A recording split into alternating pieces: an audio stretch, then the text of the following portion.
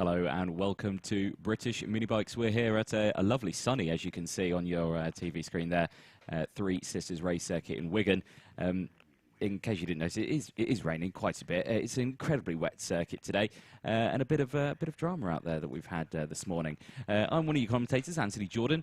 Joining me in the comms box again for round 9 is Jacob Harris. Jacob, how are you? Good afternoon, Anthony. I'm very well, thank you. How are you? I'm very good, thank you. Yes, we're tucked away in this lovely commentary box, out of the rain. I feel a bit sorry for the competitors and the cameramen out there, and the marshals, of course, who are all standing around in the rain. It's coming down quite hard, isn't it? Yes, you are very brave if you're out there this afternoon. The weather, as it is across the UK, isn't the best. It's pretty dismal, isn't it? And yesterday in practice, it was just as bad. We had massive amounts of torrential downpour throughout the session. I remember the session straight after lunch was delayed slightly due to, well, the heavens opened really, and completely flooded the circuit. And due to conditions today, the circuit has actually changed from the normal layout that you would usually run for British mini bikes. Now, as you would exit turn 1, usually you would go down a small straight into a very tight left-hand sort of hairpin up the hill and then through the chicane.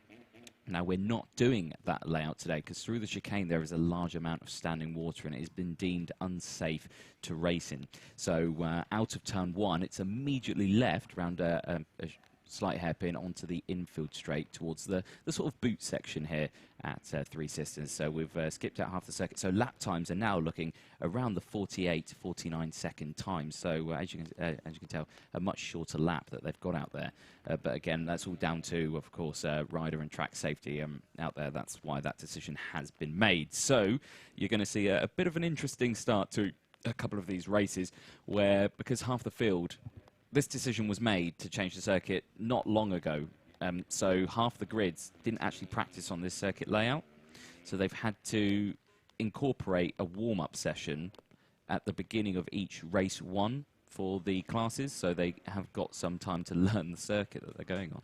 Yeah, the decision was made about an hour ago, actually. You and I were just walking over to the comms box on our way back from lunch.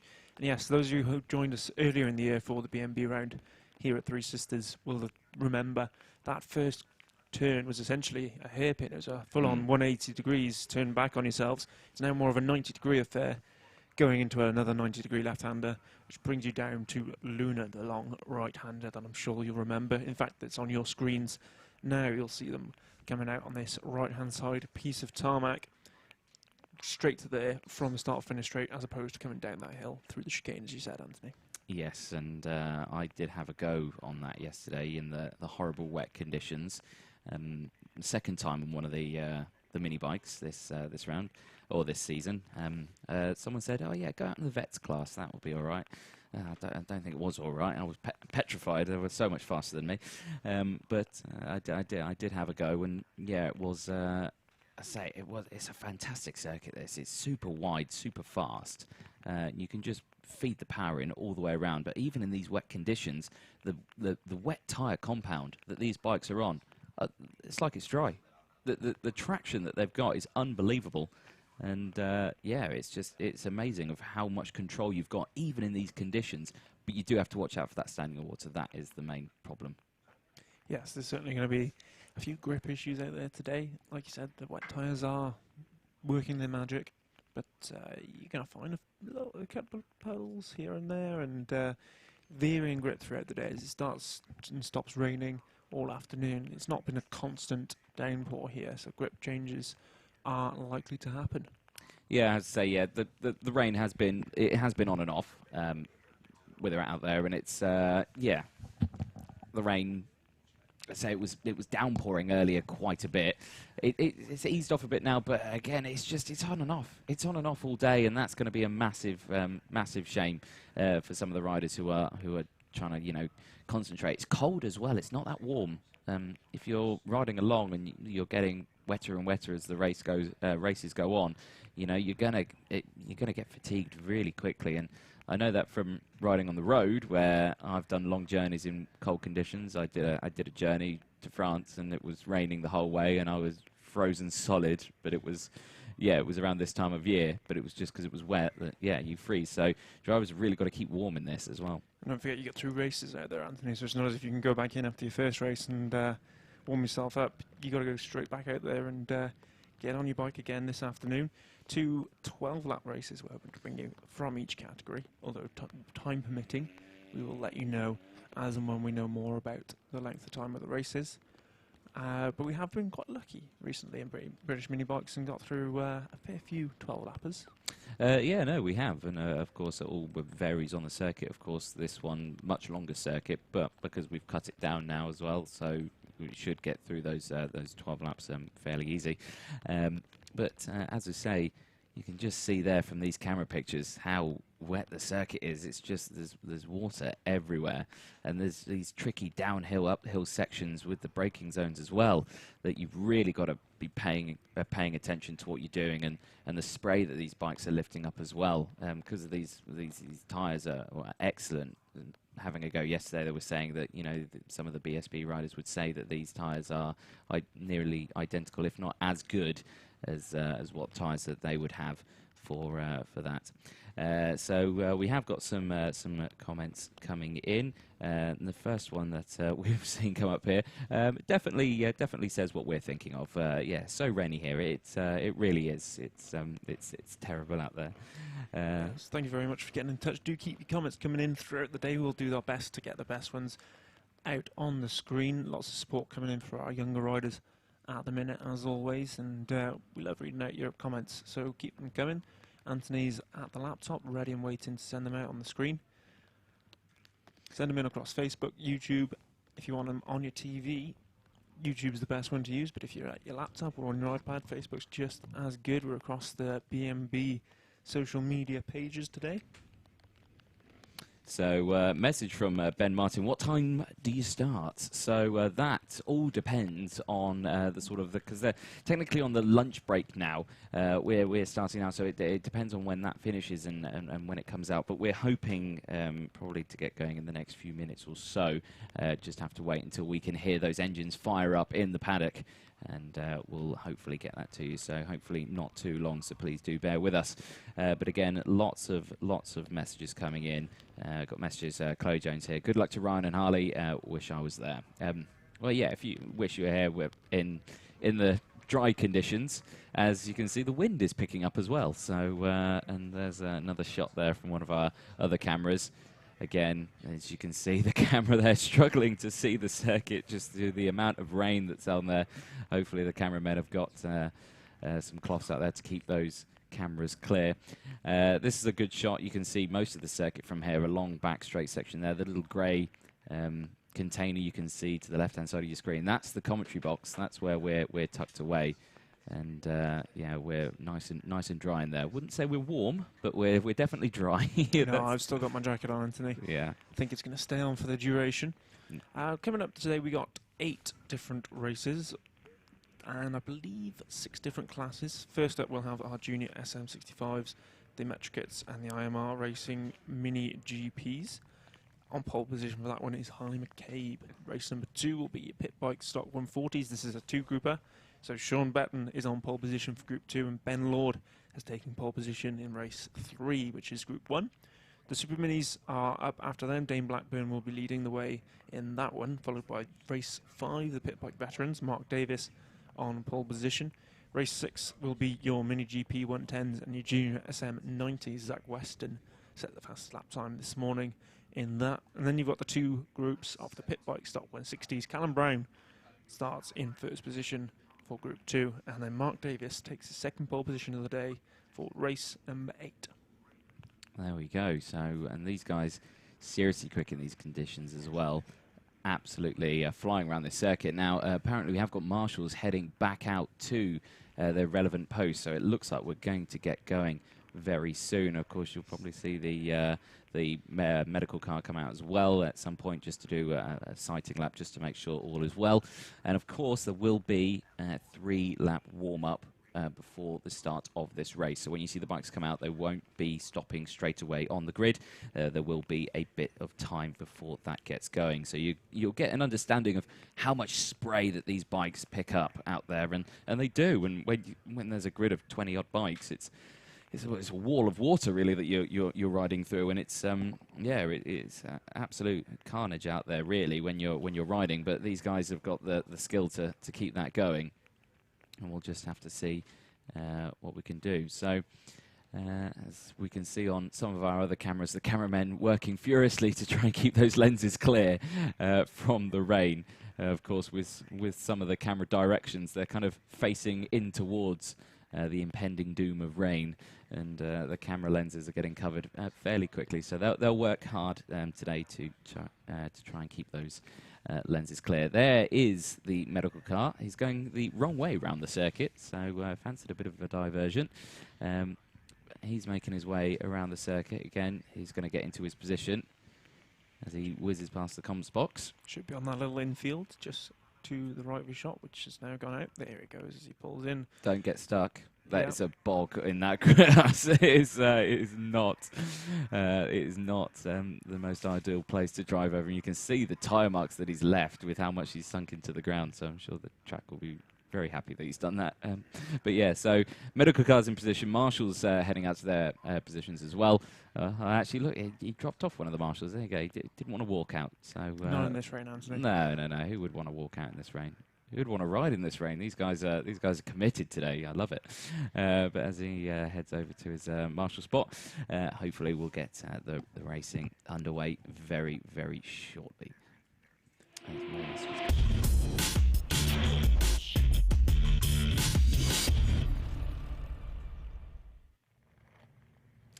So the IMR Racing stock will be heading out next.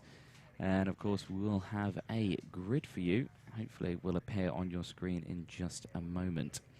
Here we go. Here's your starting grid for race one of the day. Harley McCabe on pole position with Ryan Frost very close behind in second place. Luca Allen in third. Harvey Lathrop rounding out your second grid. Luca Hopkins in fifth. Mason Greasley in sixth. Nathan Ellis Ward in seventh. And Charlotte Macuso in eighth. Ninth place is Daniel Goodman, Lucas Hill in 10th, Tara Collymore in 11th, and Ty Butler in 12th. Zach Weston in 13th, with Oisin Thomas there in 14th. Alfie Davidson in 15th place, with George Bowes in 16th.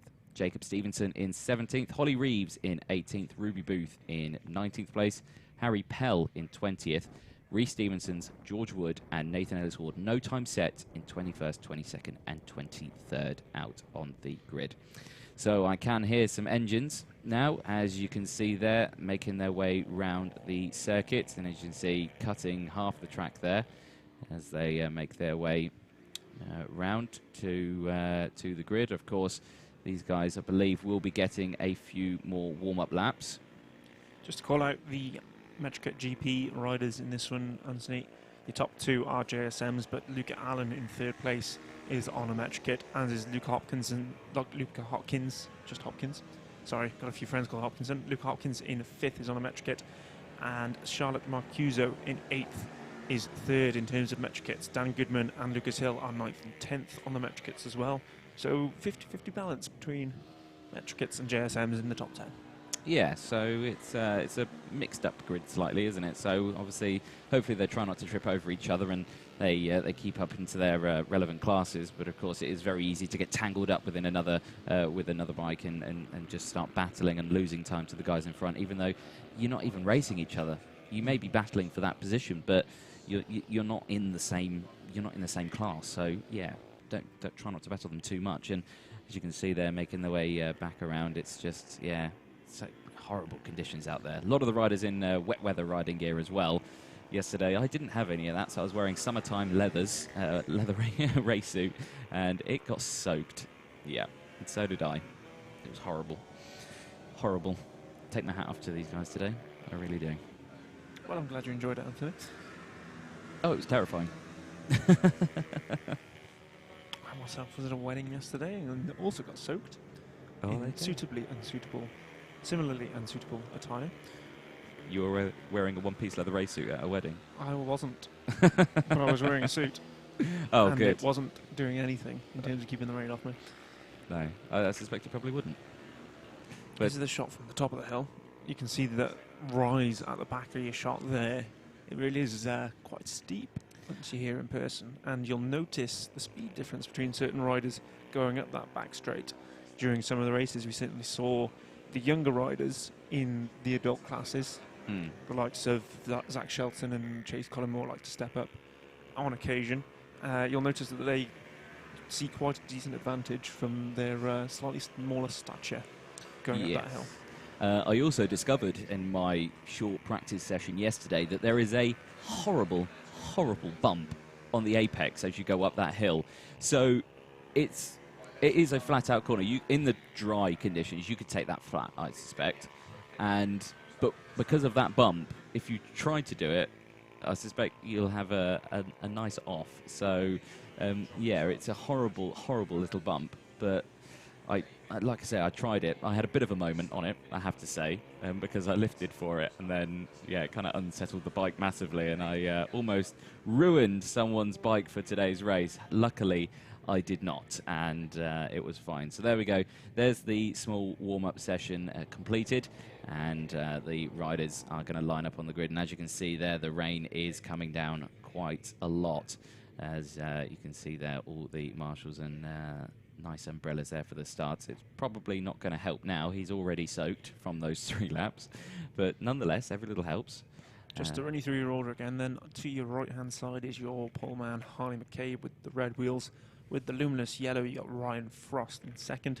Luca Allen on the black and white bike in third place. Harvey Lathrop starts in fourth in the black helmet, blue, white and yellow bike. Also on a blue, white and yellow bike in fifth place is Luca Hopkins. And then behind him is Mason Greasley. Nathan Ellis Ward, Charlotte McCuso and Dan Goodman are the other riders in your picture. Yeah, so as you can see there, looks like we're almost ready to go. Haven't got our usual shot of straight down the grid. We've just got a side shot from this one. So it's, we've got a stall there in the mid-pack. That is the 4th place rider. Harvey Lathrop, yeah. He's had to jump off that, get it restarted. And it looked like he went to go there, didn't it? So revs rise. And it looks like we're going to get going. And it's a good start from Ryan Frost. Ryan Frost broke away there straight away. And instantly away there. I think, has he got to the front? I think he may have got to the front. No, he hasn't. Still in second place. So, no, he was still tucked up away there. So it's still Harley McCabe there leading. Ryan Frost very close behind in these very treacherous conditions. And that's that's Luca Allen there, still in third place, but of course on one of the mini GPs. Yeah, great start from the top 3, and good to see them all attacking Luna Bend. First time round here, we see them coming up the hill for the very first time. Front 3 pulling away already. Yeah, the front 3, as you say, really pulled up a massive gap already, and down into that tricky braking zone. And our leader there, Harley McCabe, missing the apex in that first section. And you can see the standing water on the grid there as they're going round. So, yeah, they have to really keep an eye on that one as they've broken away now into that smaller section.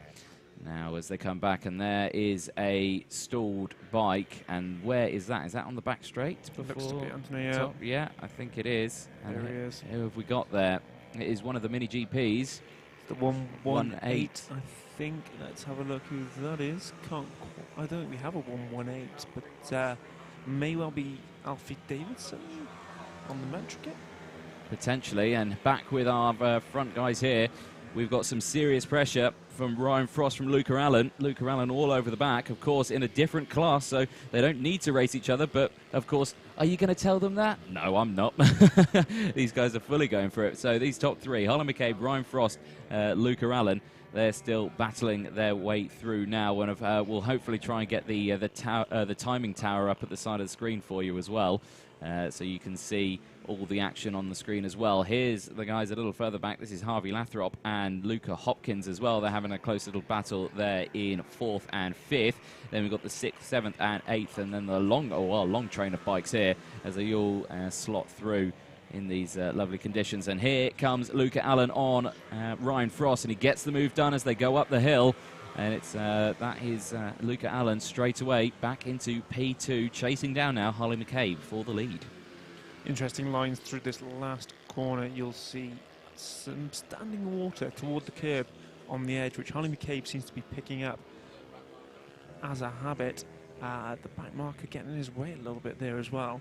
Yeah, Ryan Frost having to go around the outside of that, around the second corner, the left-hander now as they go into the boot section. So is the longer way around, unfortunately, for Ryan Frost, but managing to get it done. Now here again comes Luca Allen on the straight, gets that power down, looks like feeling much more confident, holding a much tighter line, getting into that slipstream now, watching that spray. And then is he going to try and pull out and go down the inside here like he did on Ryan Frost? But no, not this time. So Luca Allen stays in second place, but keeping Harley McCabe innocent. It is very wet up there. They are very, very close, these three. Watch the lines through the corner again on the exit, picking up that standing water as the 28 bike now. That's Mason Greasley. Issues. Mason Greasley is out of this one from 6th place. That's a massive shame for Mason Greasley there, and it's super easy to, well, the bike to flood, really, isn't it? There's lots of water out there, and of course these are only small bikes, very low to the ground, so it's very easy for them to get a bit clogged up with dirt or water or anything like that. So massive shame there for Mason Greasley from 6th place. Yellow flag showing going into Luna for the top three, so no change, but Frost is coming back at Luca Allen here, heading up the hill. I think Allen's got a bit of a pace advantage though. You say that, but Ryan Frost has closed that gap back up again, so Ryan Frost is still right there alongside. Last lap, Ryan Frost was faster by about 1/10 of a second, well, he was faster than both Harley and Luca, and there is the recovering Mason Greasley. He's back onto the circuit now, back with the race leaders, and it is still these three, McCabe, Allen, Frost, in that order. Again, McCabe going wide, so I don't know if that's the racing line that we want to go through, as the yellow flag's still out in that section as they come back through. 4 laps to go, and they'll be coming up the hill in just a moment on the back straight. Here they are, and they've got some more company again of one of the back markers, and again Luca Allen round the outside of Ryan Frost. It looked like Ryan was going for a move there, but that gap is closing on McCabe. McCabe under some serious pressure now from both Allen and Frost. Now let's just see what we do down into the final corner. Again, very tricky braking zone in that one, through a couple of those puddles, avoiding the massive one that's on the inside there. Luckily it's off the racing line and they don't need to go anywhere near it. But 3 laps to go, and it's all to play for still between these three. McCabe fighting strong at the moment at the front. Just half seconds separated these three as they went over the line the last time, and look at Allen now, Anthony. Back marker comes into play. Back marker getting out of the way of that one quite cleverly, and yeah, Allen all over the back of McCabe now, but it looks like McCabe just can get the power on there, can't they, on the back straight? And let's just see what we can do into the braking zone. It does seem to be the infield section where Allen is faster than McCabe, but then coming onto that back straight, yeah, McCabe can just close it up. So yeah, it's an interesting way these bikes are working out there in these conditions. But again, 7 laps down, 2 to go, and let's just see. So it looks like races are 9 laps. I think that's due to, of course, being the 3-lap warm-up that we've got now. As we lost that camera there due to, I think, windy conditions, and we've got another bike coming off the circuit. I don't know if that was Mason Greasley again. Yeah, I believe it is. So Luca Allen supremely close again, coming out of Luna, but I think it's McCabe's advantage down that straight that's keeping him in the lead in this one. Yeah, I think McCabe's got some good skill out there, and really loving the Three Sisters circuit here. It is a very fast, open circuit, kind of like Teesside, and lots of support coming in for Harley there. So, but Harley's under some severe pressure from Allen, and of course Allen has also got the supporters for young Luca, as you can see there. So plenty of people watching these top 2, or top 3 I should say, because Ryan Frost, he's still there, isn't he? You know, he's right there. If he's probably just holding back, biding his time, and you know, he's just going to see whether or not these guys are going to open a gap for him and see what they can do. But here we go. Here comes Luca Allen again, holding that tighter line, but you can just see on the straight, just can't keep up with the pace, can he? No, just a reminder that Luca Allen is on the Metricate GP, so this isn't necessarily for class lead. They're both leading their respective classes. That is very true, actually. They are in totally different classes. So, like I say, at the beginning, they didn't need to race each other, but they will do. And it's the last lap, and the checker flag has come out there for the leaders. And I believe Harley McCabe took it there. I couldn't quite see who took it. He did indeed. Anthony, Harley McCabe wins that one. Luca Allen comes in second place. Ryan Frost in third. Great racing from the top three. Yeah, good little race from them. Fourth place, Luca Hopkins as well. Yeah, they've just crossed the line as well. Harvey Lathrop there, fifth place. Charlotte Macuso and Lucas Hill in seventh as well. Then we'll go down to Daniel Goodman crossing the line in eighth. Then Teo Collymore will be crossing the line as ninth there. And then the top 10 round out by Ty Butler, Nathan Ellis Ward, Ocean Thomas, Jacob Stevenson, Ruby Booth in 14th place, Holly Reeves in 15th, and then it's Zach Weston, George Bowes, and then I believe Mason Greasy and Harry Pell won't finish the race due to mechanical issues on the bike. So good race one for the day, and despite the conditions, and we'll be heading over to the next race soon. That'll be the Pit Bike Stock 140s Group 2.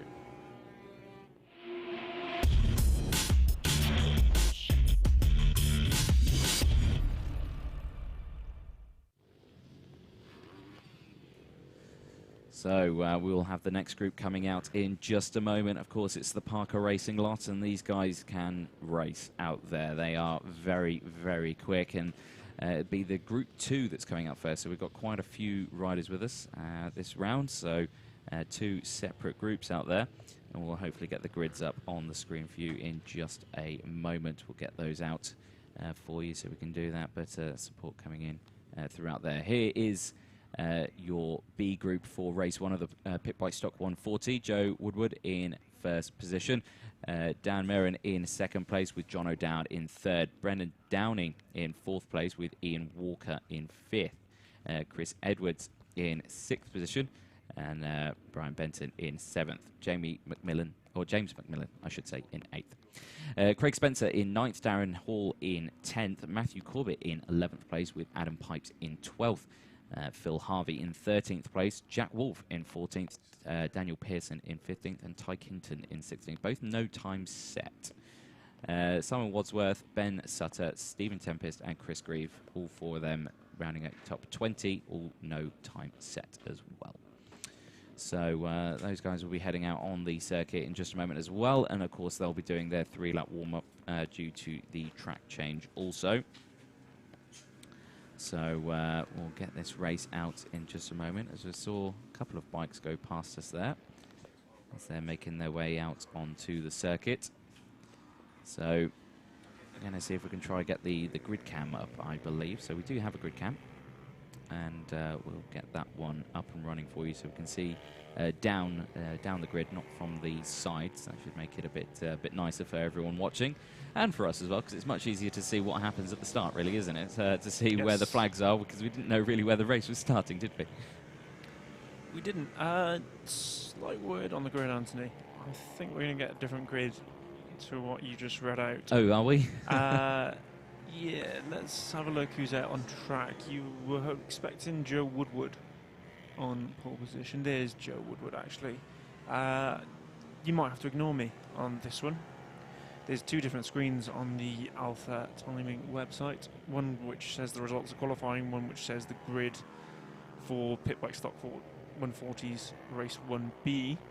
And producer James and I were just disagreeing over which one to go with. But fingers crossed we've gone with the right one. Well, hopefully. We'll see when they get to the grid, won't we? And we'll see who's in the right spot, and we'll try to relay that to you. But support coming in for this class as well. And they are all out there. We'll try and get your messages up as and when we can. But like I say, lots of rain out there. The rain has not subsided. It is still coming down, as you can see on the screen there.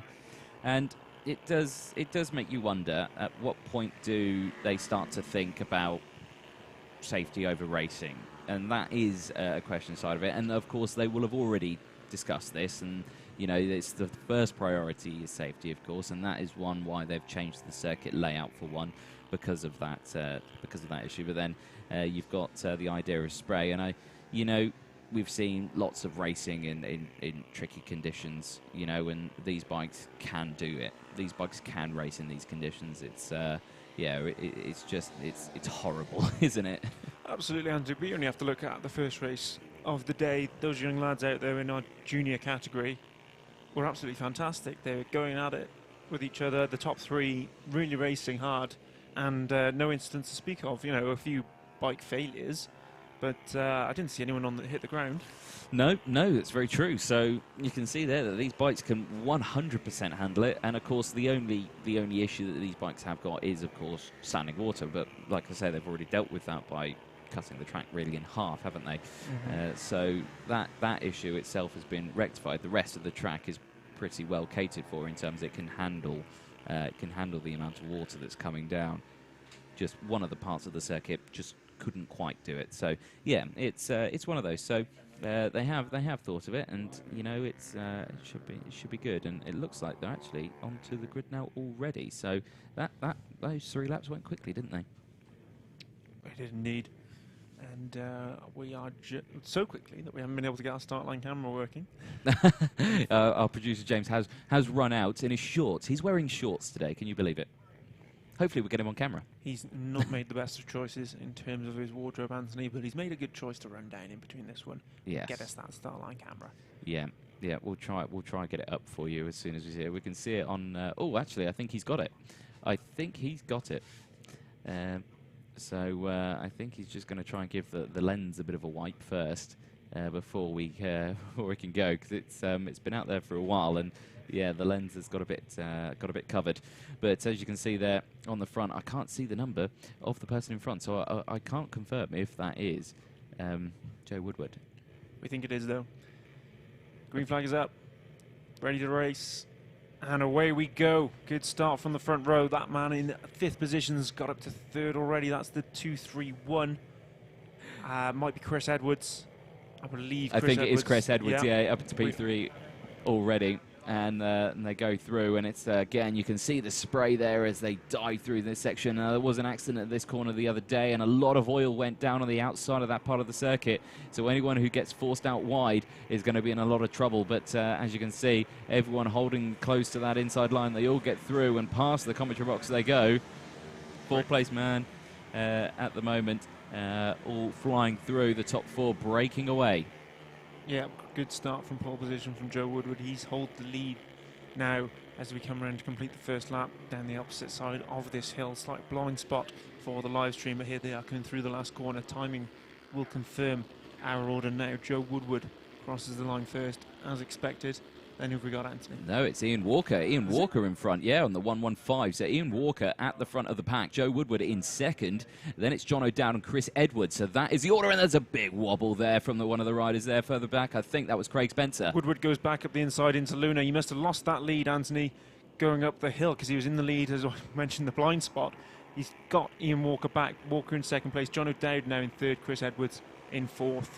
There we go. So just as we say it switches back. So these guys really committed to getting down the inside. They're not afraid to go for that lunge even in these conditions. So there we go.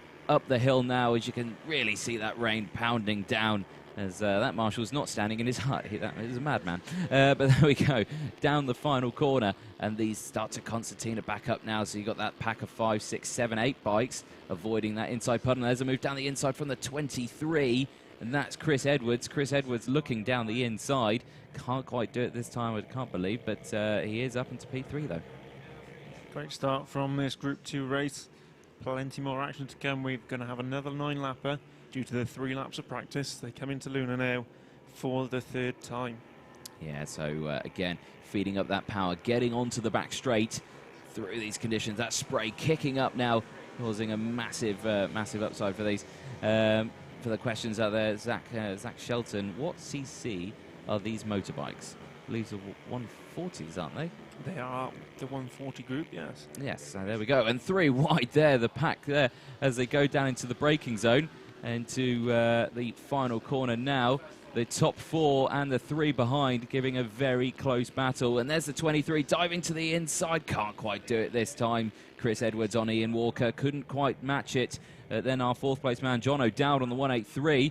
He's going to try to look for a move, and that is a rider who seems to have had a bit of a mishap with his bike. I can see an 88 is out there, and it's Jack Wolf. Yeah. Unfortunately, Jack Wolf had a couple of issues at Lyd, didn't he, Anthony? He did indeed, yeah. Looks like his bad luck has followed him up north.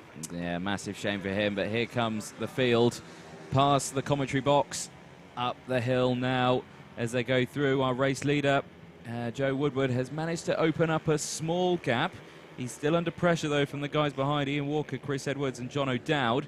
They're keeping him on his toes as they go down again into the braking zone. Now the number 23, Chris Edwards, really good around this section here. I say that, but he's under pressure from O'Dowd now.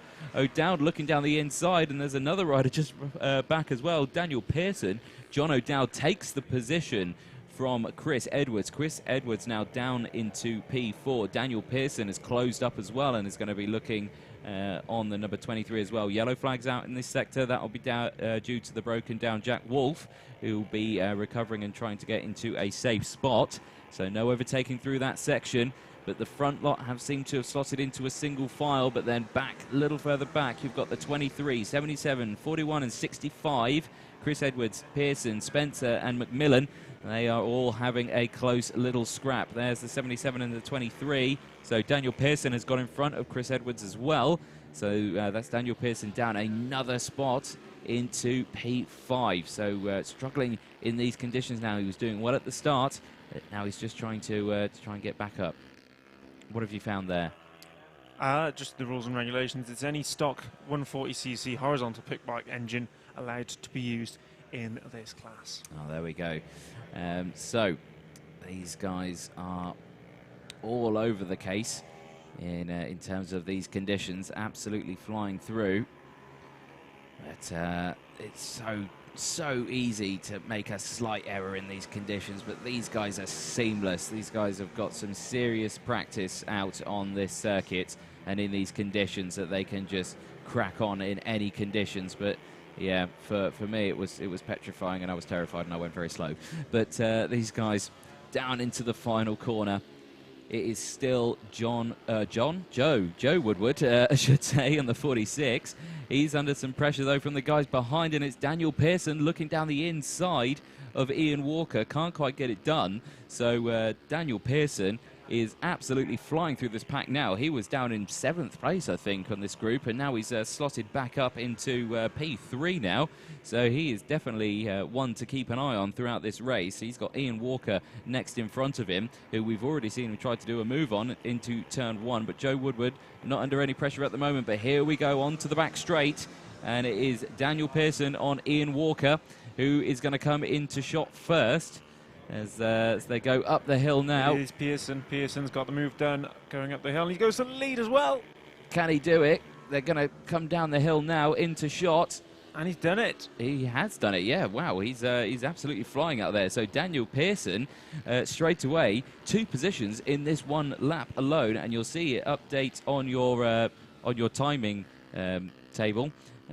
Hopefully we'll get that up for you, but these guys are absolutely flying through. So, new rundown of the order. It is Daniel Pearson, Joe Woodward, Ian Walker, John O'Dowd, James McMillan, Craig Spencer, Chris Edwards, Brendan Downey, Stephen Tempest in 9th, Darren Hall crossing the line in 10th as well. Then it's Matthew Corbett, Adam Pipes, Phil Harvey, and of course we've had Jack Wolf retire from the race. So Woodward gets a good run out of Luna, Anthony, going up Oblivion now. He's chasing down Daniel Pearson. He's not giving up on this one yet. Pearson with the fastest lap last time around, a full half a second quicker than anyone else has gone in this race, and a full second quicker than Joe Woodward did last time around. It's going to be a lot closer than that on this one. As you see, Woodward pull to the inside, thinks better of a move this time around. Yeah, Woodward 0.2 of a second quicker than Pearson on that lap. Yeah, there we go. So the guys further behind as well. You've got John O'Dowd and Ian Walker. They're having a close little scrap. And again, there's Woodward to the inside and takes the lead, Anthony. Yeah, that was a good move down the inside there. It's quite a fast entry into that corner. Looks much more inviting than you think. But here we go, on to the back straight. And let's see who's got the power up the hill. And here we go. It's down the inside looking like Pearson. It goes to switches to the outside. Hasn't got the ideal line now as they go up the hill. Now he's going to try and hold it under braking. And we'll see what we can do as they appear into shot. And it is the last lap as the timing board has now come up. And that camera is very wet as well. You can see there the tricky conditions out there. But the checker flag has gone out for Daniel Pearson, who takes the win as one of the bikes there has to go through the inside puddle.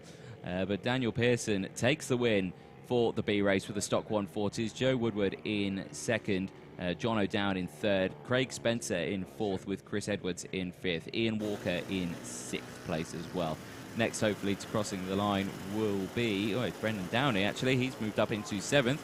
James McMillan down into 8th, Stephen Tempest in 9th, Darren Hall 10th, Matthew Corbett in 11th, Phil Harvey crosses the line in 13th, Adam Pipes crosses the line in 12th, and of course Jack Wolf finishing 14th, 7 laps down after retiring early.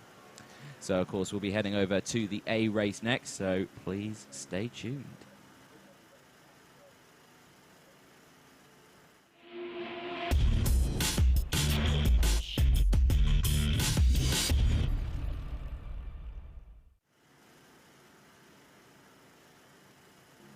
So the A race will be coming out in just a moment, and we've got some grids for you. So we'll get the grids up and we'll see who is where. So for the A race of the Stock 140s, Ben Lord will be starting on pole position. Ryan Tyres in second place with Ben Klukas in third. Mick Lord in fourth place. Jim Lovell in fifth. Phil Dickens in sixth place with Chase Collymore in seventh.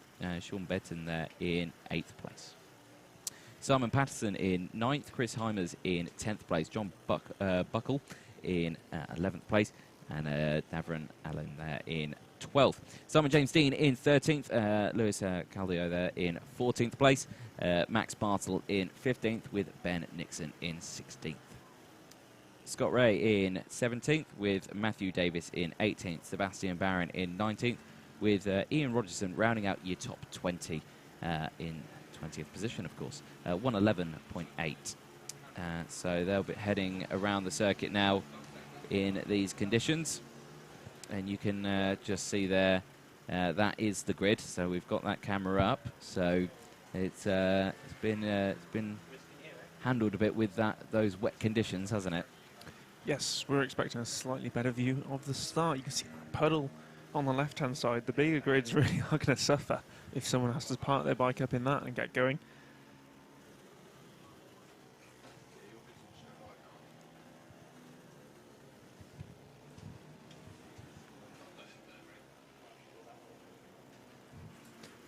Just standing yellow flag there at pit exit.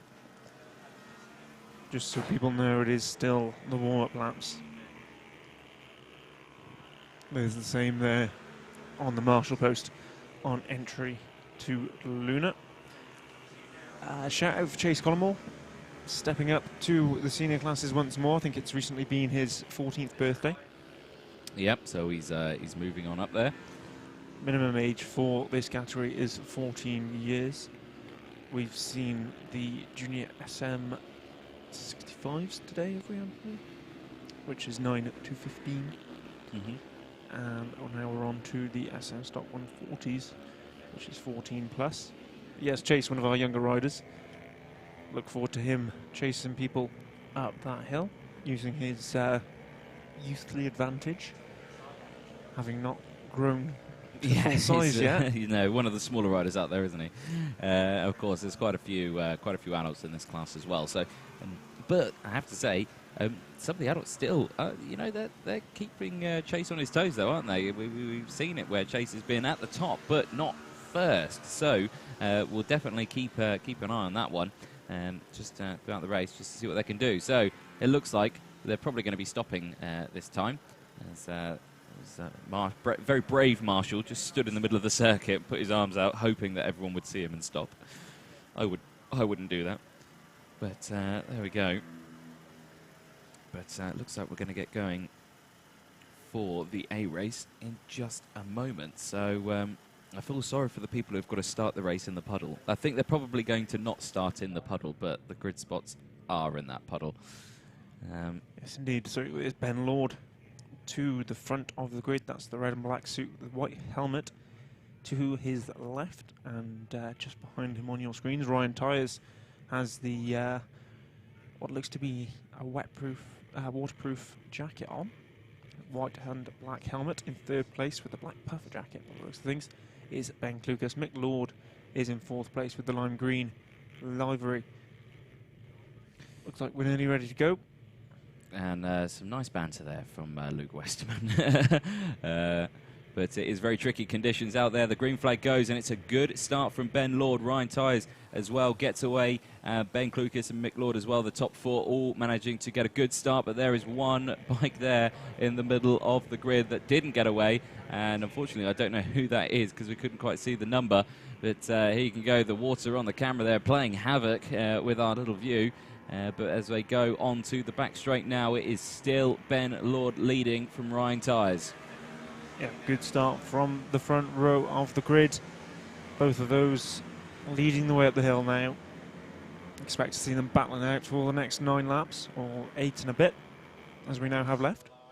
Yeah, they'll come down the hill now into the tricky braking zone of the final corner, and then it's back onto the start-finish straight. A very small start-finish straight as well, not the longest. So straight away braking into turn 1, where usually they'd go all the way around, but now no, they come back through that left-hander, really cutting the circuit in half. So there's the tower that appears. So the fastest rider crossing the line that time was Ryan Tyres in P2. He's doing a very good job there, keeping Ben Lord on his toes as they go round. So you've got the top two, Ben Lord, Ryan Tyres, and then you've got the second two, Ben Klukas and Jim Lovell as well. And just behind these four is young Chase Collymore. Yeah, good start from Chase, up 2 positions from his grid. You can see there Ben Lord fending off Ryan Tyres for the time being. Chase Collymore's caught right up to the back of that 4th and 5th place battle, Anthony. Like we said, going up the hill, he's going to have the pace advantage. Yeah, there we go. So he's really closing in on that. Whether or not he can try and get past, that is the next question. Jim Lovell gets past Ben Klukas. He moves up into 3rd place. So there you go, position changes all the way throughout as they dive down into this section here of Luna. If we're keeping an eye on this battle going up the hill, Anthony, keep an eye on Chase at the back of it. He closed right up to them this time last lap. So we'll do it all, and there's a rider in the mud, and I can tell you now he'll be sinking if he stays there too long. It's quite muddy through that section as they go through. They'll come down the hill now, and let's just see who appears first. So there's quite a big gap, and here's Chase. Chase has got past Klukas, so Chase up into P4 as they go through, and Klukas again, and Chase down the inside trying to look through turn 1 of Jim Lovell, but can't get it done this time. And there's one of the bikes recovering and getting out of the way. Again, can't quite see who that is, but there we go. Chase again looking to the inside, trying to get through, can't quite do it this time. So it is still Ben Lord from Ryan Tyres, Jim Lovell, then Chase Collymore in 4th, Ben Klukas in 5th, Mick Lord in 6th place as well. Not too far down. Anthony, he's already got him. Yeah, he has. So he's got him out of the Luna Corner onto the straight before they get to the hill. So Chase is absolutely flying out there at the moment. And let's see what he can do next. So he's got about a 2-second gap from Ryan Tyres in 2nd place. So let's just see what he can do. It doesn't look like a 2-second gap there, does it? It looks much smaller than that. Let's see what it is when he crosses the line. I think it's just about less, actually. So, yeah. But absolutely flying through at the moment. 5 laps to go. And let's just see what young Chase can do. Now, as we keep an eye on them through this section here, avoiding those puddles. There's a couple of puddles on the apexes as well. They have to avoid those. But you can get your knee down through them. That doesn't matter. You splash the rider behind you. Distraction. But 5 laps to go, and Chase is already closing down on Ryan Tyres. He's massively closed that gap up. But here is the battle further down. This is 4th and 5th. Lovell and Klukas as they come down the hill. But there is Chase Collymore now all over the back of Ryan Tyres. And he has seriously closed that gap up now. When Ryan Tyres looks over his shoulder just to see how far away he is right there. So let's see as they go through the first corner and second corner. This is kind of their new chicane, really, isn't it? So it goes right to left. as they come back on the infield section into Luna. As they go through now, this is where we saw Collymore overtake Lovell. Can he do it this time on tyres? I think he might be able to, Anthony. We've cut back to the start-finish line from now. But yes, look at Chase. He's up into second place. There's 4 laps left of this one. 3 at the end of this one. I suspect he could have him. You know. This may well be Chase Collymore's first win in the pit bike stock 140s. He's absolutely flying out there. We did say at the start of the race he's going to have that advantage going up the back straight. Let's see what the time difference is now between him and Ben Lord as they cross the line. There's 2 seconds in it. There's 2.223 seconds to try and gain. So, like we've been seeing, it might be a bit close, but anything's possible. You know, you can see how much faster he is, and you can see there already that they've concertinaed up. That is the guys a little further back, so that's still Clucas and Lovell, and again lots of support coming in for Chase. Yeah, some names familiar to B&B, Ava Carter and Luke Westerman, both back in Chase to catch up to Ben. Ben's still the fastest lap holder of this one, Anthony, with a 48.9. Chase has done a similar lap with a 48.9, so there's not much between the two of them. Yep, so let's just see what we can do down the hill. He doesn't look like he's taken a lot out of him now. Ryan Tyers sticking to the back of Collymore, but let's just see what happens when they cross the line. The timing beam's a little further around the corner. They cross it this time, only taking a 10th out of him. So unless anything happens, I think Chase, I don't think he's going to be able to catch Ben Lord at that pace. No, we're not with 2 laps to go. I think it might require a slight mistake now from Ben Lord, which is now the question, but a great race nonetheless. Ryan Tyers has dropped off a little bit. He's a further second behind Chase. Ben Clucas and Jim Lovell still battling out for 4th and 5th now. Yeah, so like I say, 2 laps to go, and we keep an eye on the field as they cross the start-finish line. Last lap board going out now to your race leader Ben Lord, and of course Chase will see that. The gap this time 1.8 seconds, so he's taken a couple more tenths out of him, but if he can try and get 1.8 seconds out of him on this lap, I will be amazed. So let's see what he can do, but of course anything could happen. So let's see what happens as they exit Luna onto the back straight. And as we see there's Chase trying to get everything he can out of that bike up the hill. And don't think he's going to be close enough into the braking zone for turn 1. If he is, that's going to be a very big lunge, I would say. But down the hill, here's the battle for 3rd. Yeah, the battle just behind Ryan Tyers, Ben Clucas and Jim Lovell. They're very, very close side by side for 2 of them as they cross the line. Who's going to take 3rd? Ryan Tyers takes 3rd, Jim Lovell takes 4th, and Ben Clucas crosses the line in 5th place. But Chase Collymore, 0.8 of a second down from Ben Lord there, so he did take a second out of him that lap. Yeah, he needed that a few laps ago, I'm afraid, but great ride nonetheless.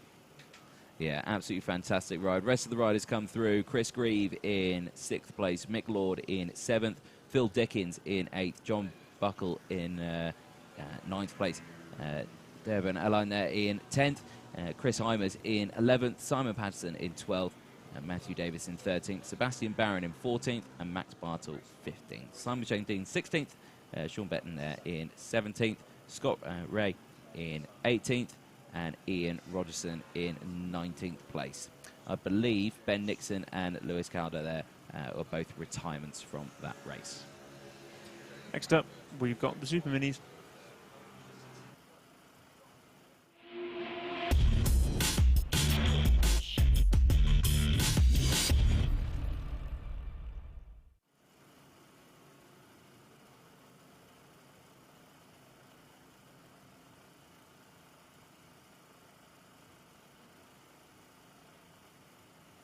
So the Mazzano Motor Imports will be heading out next, and they'll, as you can see, the rest of the riders just coming in there. The rain still coming down quite a bit, so next group will be coming out in just a moment. We'll hopefully get a grid up for you as well.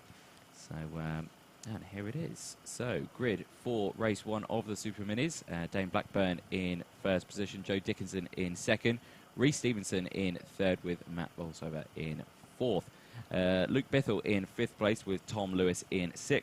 James Edwards in 7th place with Joshua Bednarak there in 8th. Sorry. Lawrence Wardle in 9th place, Aaron Howe in 10th, Rob Booth in 11th, Callum Brown in 12th place, Callum Ricketts in 13th with Sam Crooks in 14th, Mike Edwards in 15th, Jack Bednarak in 16th place on the number 19. Mark Evans in 17th, Dean Bednarak in 18th, Simon Chambers in 19th, Nathan Smith in 20th, with Mike Smallbones in 21st place, rounding out your grid with a 111.1. Again, these guys are going to go out for their few warm-up laps just to get used to the new circuit layout, because the last time they were out on circuit, it was, of course, the original layout. So these guys have not actually ridden this this layout yet. As you can see there, the rain on the camera. And as we go back to the start-finish line, as the rest of the riders come through, and that rain is really starting to come down. Now, you can see the sun through the clouds there. The sun is just in shot. But the problem is it is behind, yes, a large amount of cloud. Yeah, I think this is the last group to have a practice session, Anthony. Ah, okay. I seem to remember on the phone call to Alan at the start of the stream, or just before the stream started, he said the first 4 classes will get, I'm not sure if he meant the first 4 races or the first 4 classes, because obviously the last 2 races have been in the same class. But it's either this or the next one. This is the last one with a practice session. You've pointed something out to me on Facebook. Yes, so we were thinking that Chase Collingwood was 14 years old because he was in the adult class. But we've just had a message come through saying he's actually 12 years old. Fantastic. Well, the rules and regulations say 14 plus, but for a rider as experienced as Chase, you know, it's no harm for him. Evidently, no harm for him to be racing in and amongst the adults. Congratulations to Chase on finishing second in that last race. Looking forward to see how he gets on this afternoon. Let's see, hopefully with nicer conditions, but we'll see how that goes. Now, that puddle, is it me or is it getting larger? Is that track getting a bit narrower on the inside? Support coming in for our pole sitter Dane Blackburn from his mum and dad. Glad to have you guys watching at home. They look to be ready to line up. Yeah, I think now the flags are waving is a indication that they are going to be stopping on the grid. And again, more support coming in these tricky conditions. They're going to be lining up on the grid now. And we're going to get the minis away very, very soon. Again, lots of support coming in. Good luck to Tom Lewis. It's coming out there here at Three Sisters. And you can see the grid there all getting into position. Looks like third place isn't in position yet. Who's supposed to be in third? Reece Stevenson? There he is. He's now in position. Yep, so in the whites, that's your pole sitter Dane Blackburn in black. Joe Dickinson. Reece Stevenson, as we said, has just pulled up.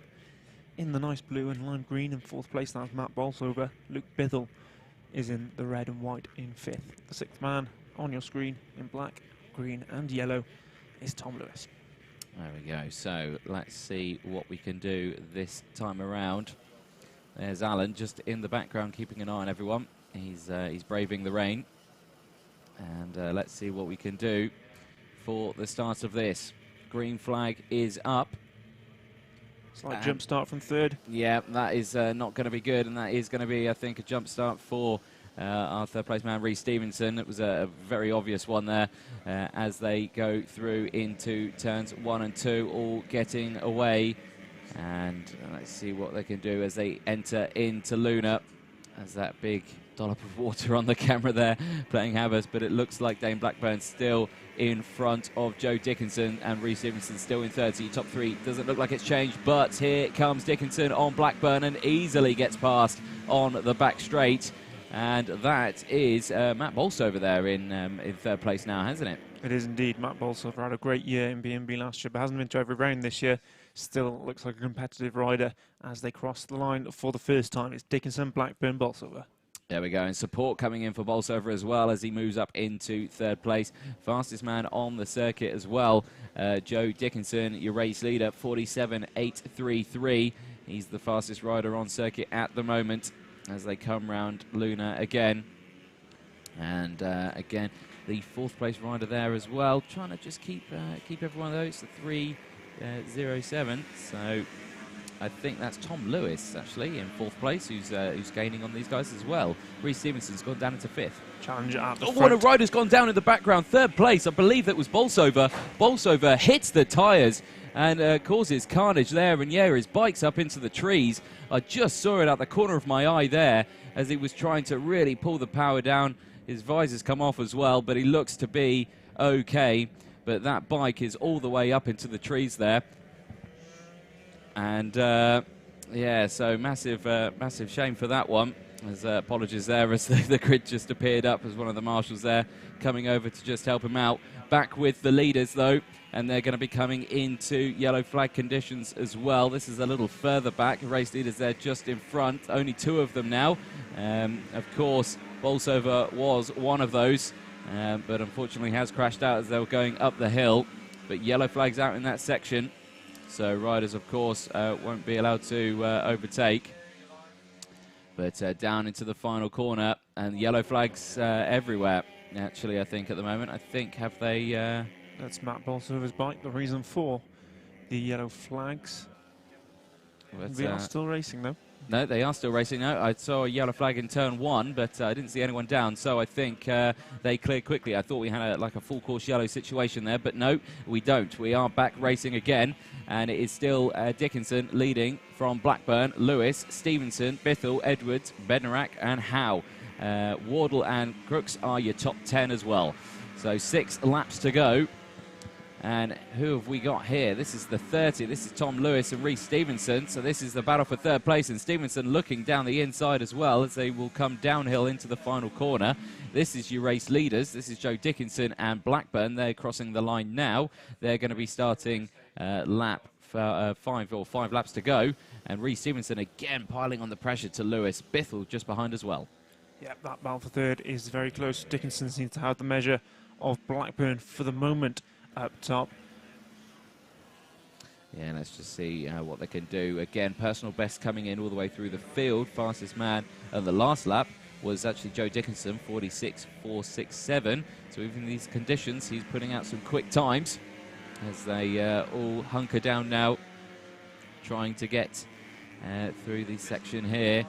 And it's still Tom Lewis in 3rd. He's still under some serious pressure from the guys behind, and there's big motions there, and that looks like Bithell has got in front of Stevenson. Yeah, chopping and changing 3rd, 4th and 5th. There's a confirmation there to the left-hand side of your screen. Bithell is now 4th place. Stevenson still in the battle, though. Yeah, so there we go. So Stevenson, after that interesting start where he made a slight jump there, he's still holding on into P5 at the moment. And let's just see what they can do as they enter onto the back straight, as the rest of the grid goes over the start-finish line. And here they come. So on the back straight, it is still Lewis from Bithell from Stevenson. And let's just see what they can do up the hill. There is the recovered... Matt Bolsover. Yeah, Matt Bolsover to there. The inside goes Bithell. I think he's got 3rd place. As we look down into the final corner, let's see who comes through onto the starting grid. It's side by side, a little jostling there for position. Gets in front, switches back to the inside. Who's going to cross the line first? Bithell crosses from Lewis. So Bithell had taken 3rd place from Lewis with 3 laps to go. And let's just see what they can do now onto the infield straight. So into Luna as the rest of the field come through, avoiding that big infield puddle. And they're going round Luna now at the moment, and we'll see them appear just out of shot onto the back straight. There they are. So we'll follow them now as they start to head past the commentary box, up the hill. Stevenson looking to the inside, but it looks like Bithell's got it covered from Lewis. But it looked like Lewis was in front of Bithell. I can't tell. I can't see from the bike number. But he may have got past him on that lap. Let's see what he can do as they enter into the, or across the start-finish line to who's in front. No, it's still Bithell. Stevenson gets in front of Lewis as well. So Stevenson back up into 4th place. But all this time, and that looks like a mechanical issue for one of the bikes there. And I think that Bithell, isn't it? Is that Bithell? Yes. I think Bithell with an issue from P3. So that is a disaster for Bithell. Yeah, massive disaster for him. Yeah, disappointing to see anyone drop out of a race, especially when they're in a battle such as this one. To the top of the hill comes Tom Lewis, who's now up into 3rd place. Following that, he's gone up 2 places this lap, and the next one, Anthony, will be here last. It will indeed. So let's just see what he can do this time as they come over the start-finish line. Last lap board is out for Joe Dickinson. He has got a 3-second lead from Blackburn, who is in P2. And this is the battle further down. There's yellow flags in that section. That will, of course, will be for Luke Bithell, who will be recovering. But we have got Tom Lewis in 3rd and Reece Stevenson in 4th. So they'll be the guys we'll want to keep an eye on. They're the closest battle out there for the position that we want. And there's another rider down. I can see an 818, I think I can see there. Joshua Bednarak. Yeah, it is. Oh, and another rider goes down right next to him as well. And again, these conditions super, super tricky. The checker flag goes out for Joe Dickinson and Dane Blackburn as well. Reece Stevenson takes 3rd place from Tom Lewis. Tom Lewis down into 4th with Aaron Howe in 5th. Luke Bithell crosses in 6th place, so he didn't lose out that much, I would say. So Sam Crooks crosses the line in 7th, Rob Booth in 8th, Mike Edwards in 9th, Jack Bednarak in 10th place, Lawrence Wardle in 11th, with Mark Evans in 12th place. Callum Ricketts crossing the line in 13th place. Rest of the field come through now. The next 3, it's Simon Chambers, Mike Smallbones, Nathan Smith. Callum Brown hasn't crossed the line, so I believe one of those was Callum Brown down in that corner. And it looks like he's got back up as well. So it looks like everyone is okay through that section. But Callum Brown and Dean Bednarak, 2 riders that I don't believe will make it to the finish line. But that is, of course, the end of the Mazzano inputs. What are we heading to next? Next up, Anthony, it's the Pit Bike Veterans. Excellent stuff.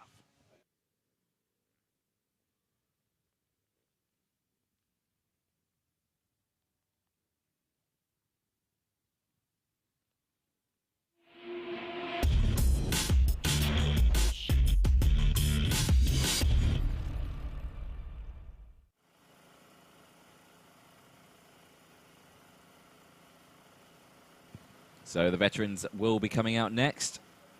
The SY Moto veterans, these guys here, massive thanks to them yesterday for letting me borrow one of the bikes. And these guys, if you can keep an eye on it, is there a 37 out there for the veterans? Nope, you've broken it. No, I've broken it, have I? I think it was a bike eligible for this class, but it isn't racing. Riding it isn't considered a veteran. I see. But yes, big thanks to that. Medical car going for a lap of the circuit, just to keep an eye on it. As one of the riders from our last race trudges back to the pit lane. That's literally the definition of trudging, isn't it? Yeah, we've got a replay actually from the last race there. This was from the last lap incident, as we could see one of the bikes recovering. So this was Bednarak, who was just recovering the bike there on the 818, and then out of nowhere, as he looks up now, he's just going to see another bike come straight in and into the tyres. Producer James looking shocked to the top left there. In his shorts. Yeah, so you can see there with these tricky conditions there, absolutely sliding on the grass.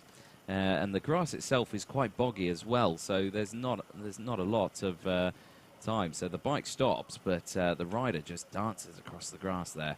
Can't quite stop him from going into that tyre wall. But veterans next. Hopefully we'll get a grid up for you in just a moment, and here it is. Take us through it, Jacob. Will do. Mark Davis starts this one on pole position. He's got James Mozzie Mostica alongside him for company. Mostica has been a real player in this class all season. Expect to see him challenging for the lead. Chris Blowfield starts in 3rd place with Sean Bandel alongside him on row 2. Julian Gromit is in 5th place, another name we're familiar with in the veterans class. Martin Cockayne starts alongside him in 6th. Sean Betton will be 7th place in this one, a new rider to the class, and another new rider joins him on the 4th row, that's Ben Douglas. John Bolsover will be in 9th and Paul Histon in 10th, Paul Histon is also a new rider. Joe O'Neill will be in 11th with Andy Williams in 12th place. Mark Jarrett, Stephen Tempest are 13th and 14th. 15th will be Darren Hall. 16th, Howard Taylor. And then we have Ian James in 17th place. John Pearson and Richard Rice round out your order. The others set no times. That's Brian Betton, Paul Bingley, Leslie Noble and Paul Brimble. Anthony, Richard Rice says 17 seconds slower than everyone else. Only set 1 lap time this morning. Hopefully we'll see him out there in this one. He's the name that we often shout out on the commentary because he's in and amongst the action. He is indeed, and I have to say he was quick yesterday because he overtook me several times in the session that I was out in. So, did anyone not overtake you several times? What are you trying to say? Trying to say I'm slow? Absolutely not. I just heard the rumours. No, they're not rumours. They are incredibly true. I am very slow on one of these bikes around any circuit, especially when it's pouring down with rain. Yeah. I very much wasn't used to it, but it was great fun, and again a massive thanks to the guys at SY Motos who did allow me to go out on one of those bikes. And the first words that came out of their mouths were, "If you break it, you bought it." So I really didn't want to break it. So yeah, I kept it in one piece, albeit it was a very very slow lap. But the tyre wall's just being repaired there after the incident there in the last lap. And we'll get going for the veterans very soon. You can see them just being held in the pit lane, or on the dummy grid. So they'll be heading out in just a moment. So, you can see from this shot that the rain's still coming down. I think I said at the start of the stream, Anthony, that the rain would be stopping and starting throughout the afternoon, but it hasn't, has it? It's just consistently come down. It's just not stopped, has it? It's just carried on. It's yeah, it really doesn't like us today, the rain. I have to say, it may have not stopped, but it's much lighter than what it was yesterday. Yesterday it was torrential rain. It absolutely hammered it down yesterday, and it was it was not the nicest place to be here at Three Sisters yesterday. It was terrible weather, but like I say, still very wet, but a lot less of it falling. Thumbs up in the pit lane, and out come our riders for the veterans race. As you said, I'm not sure if these guys are getting practice, Anthony, so keep an eye. We may have to start this one sooner than we've become accustomed to today. This is race number 5 of 8 for the day. Once we get through the first round, we'll be going through all of them again. So anyone you've seen racing today that you're particularly taking a fancy to, will be back out on track shortly. Good luck to Joe Allen O'Neill, otherwise known as Beetlejuice, apparently. And Rich Valentino Ricci. Let's try and remember some of these nicknames. Who was it that was Ginger Gandalf? It was Dan Pearson, wasn't it? It was Dan Pearson, yeah. I really quite liked that one. So yeah. I might write that one down just to make sure we get that one in the stream later on this afternoon. We'll make that a hashtag. Hashtag Ginger Gandalf. And a superb ride it was from Dan Pearson. It was, yeah, it was a good ride. This afternoon, yep. Looks like we are going straight into the grid on his right. No warm-up laps of the afternoon. To the right-hand side, that should be your pole sitter, Mark Davis. And James Mozzie Mostica will appear next to him in a few moments' time. Good stuff, and of course riders avoiding that large puddle. You can see a yellow flag in the background there. I think they're being told that, yeah, don't grid up in that. There's the 17.9. That's Chris Blowfield. Oh, it wasn't your pole sitter. I did think that doesn't look much like Mark Davis. There's Mark Davis then in the white, James Mostica in the distinctive red leathers in second place, Chris Blowfield in orange in third. Yeah, 2 very distinctive different colours there for first, second and third. And we're going to get going for the veterans for race 1 of the day. Green flag is up at the front. And it's going to drop, and we're going to get this one underway. There it goes, and it's a great start from Mostica as well. And he goes straight round to the outside, and he'll have the inside for in there. Turn 1 and 2. But there we go, there was a bit of a staller there on the grid. Not a great start from third place for Chris Blowfield. He's down to 7th or 8th already, Anthony. But Mostica's challenge for the lead has failed. He's still in second place. Mark Davis holds it going into Luna. Yeah, it's a good start from them. And, of course, as we see them go through onto the back straight, 9 laps to go still for this class. as they go up the hill. And already look at the size of that gap from Mark Davis to Mostica. He's really opened up that bike, hasn't he? He has indeed. Is that Sean Bandel in third place? We'll see as we come over the line and the live timing populates to the left-hand side of your screen. Great first lap from Mark Davis, though. He has a quick look over his shoulder to see where Mostica is, and red flag. A red flag has come down. Unseen by our cameras. Oh, there is a bike down, but I'm not sure if that's the cause, because that rider seems to be getting up. Can't quite see where that is, Anthony. Is that in Luna? I believe it could be in Luna, yes. So I can see a big Yep, thumbs they've stopped up. as they go into Luna, and that is where the medical car is. So it's on the left-hand side. It's relatively early in the corner. As any scraping noise you can hear over the microphones, I do apologise. Producer James is outside trying to clear our window so we get a better view of the incident. But he's not doing a very good job, I think. I think we need to fire him from window cleaner. But red flag, of course, has come out. As we can see, one of the bikes has gone down. He is up on his feet, so that's a good start. So looks like it was a bit of a precaution there for that one, just to make sure all was okay. We've had an encouragement message. Come on, Chris, Loopy Dragon Blowfield. I got a feeling the fact that we mentioned nicknames, Anthony, people are starting to make them up. I think they are, yeah. Loopy Dragon. I don't think I'll remember that one, but we'll see. I'm going to use it. You're going to use it, are you? Mm-hmm. Oh, good luck trying to say that one quickly. Loopy Dragon.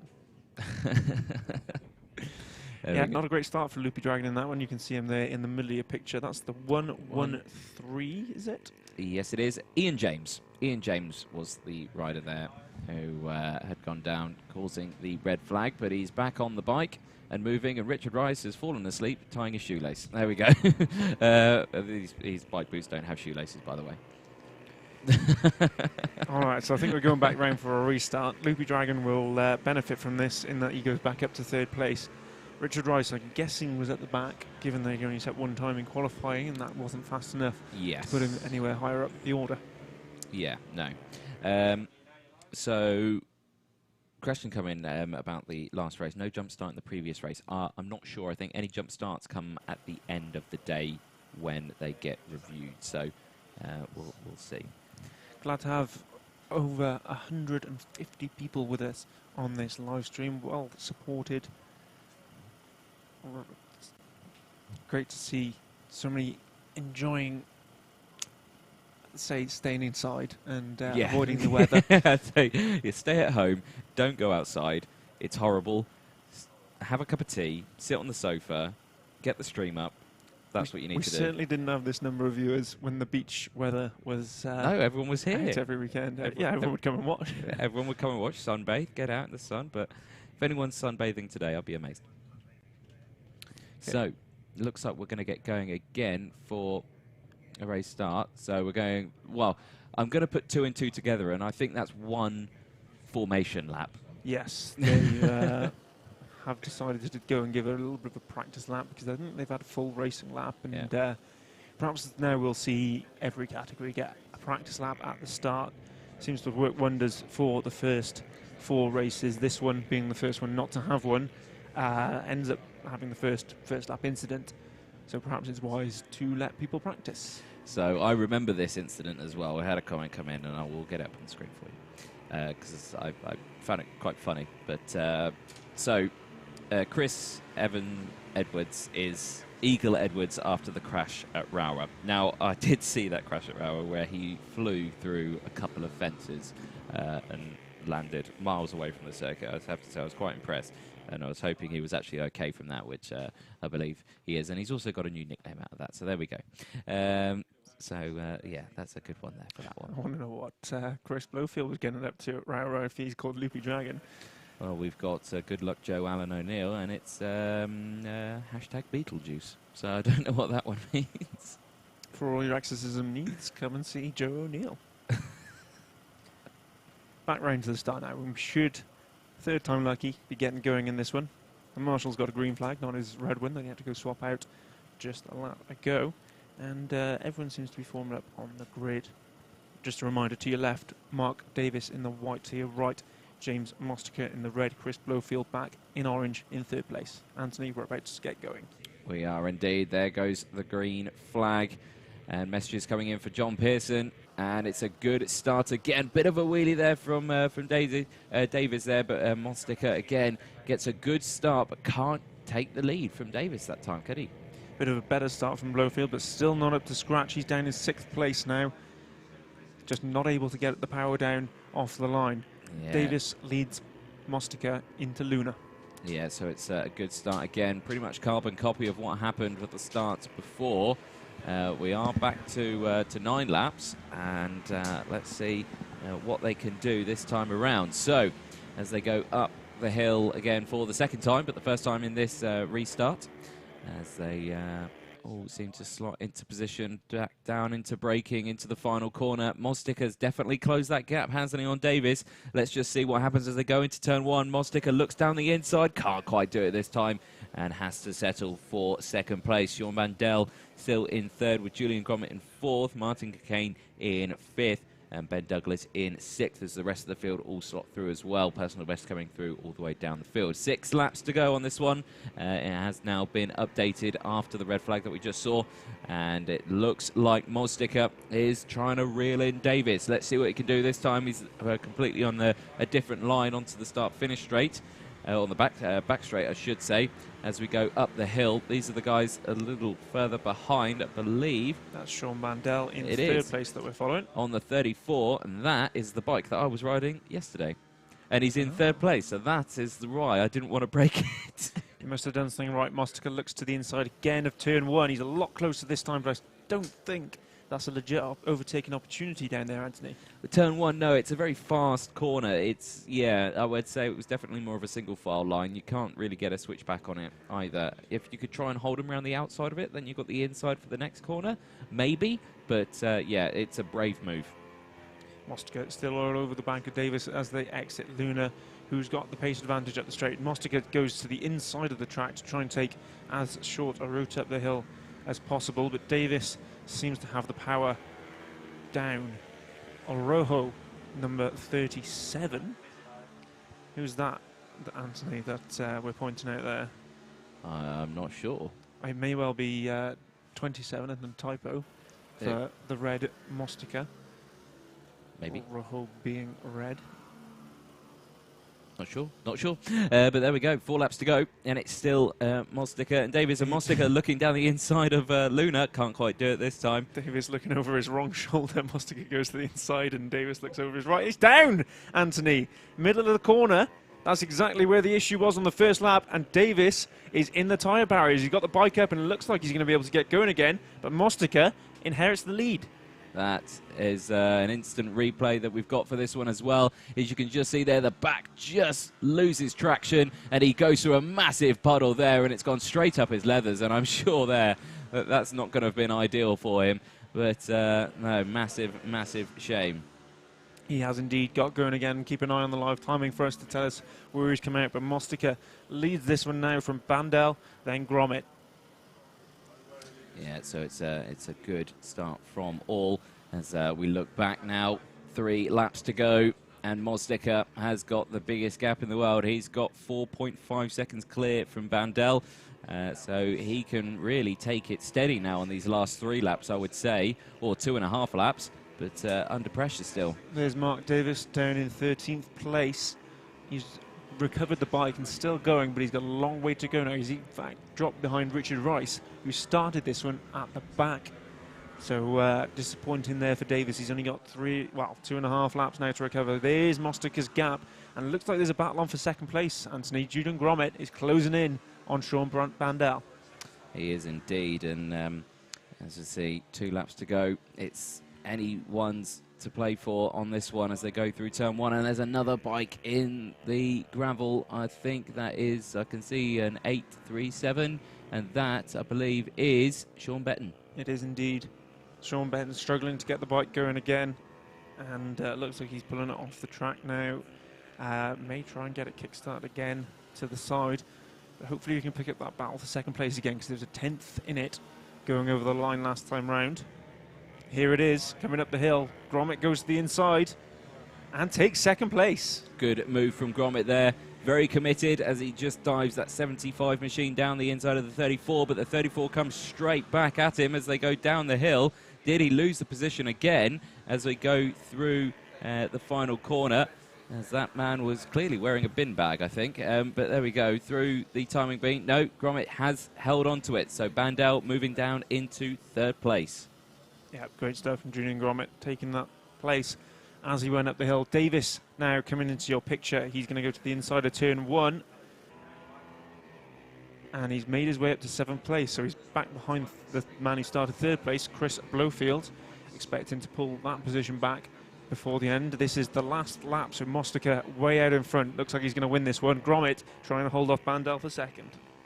Yes, indeed. So let's just see what they can do. Yellow flag still out. That will be for the recovering Sean Betton there, who I believe is still in a precarious zone. The last lap board is out. The checkered flag is at the ready, and Mostica takes the checkered flag here at Three Sisters for the first race for the veterans.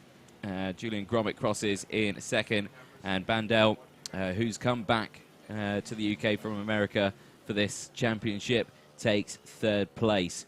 And I'm sure the weather is much nicer back in America than it is here.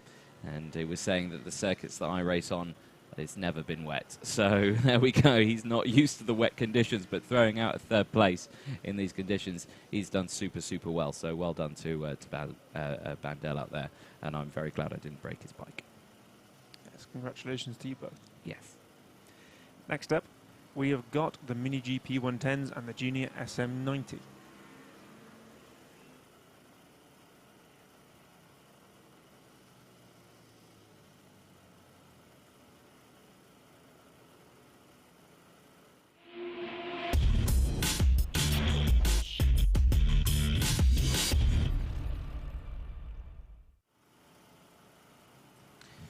Now, we will be heading out for the next group very shortly.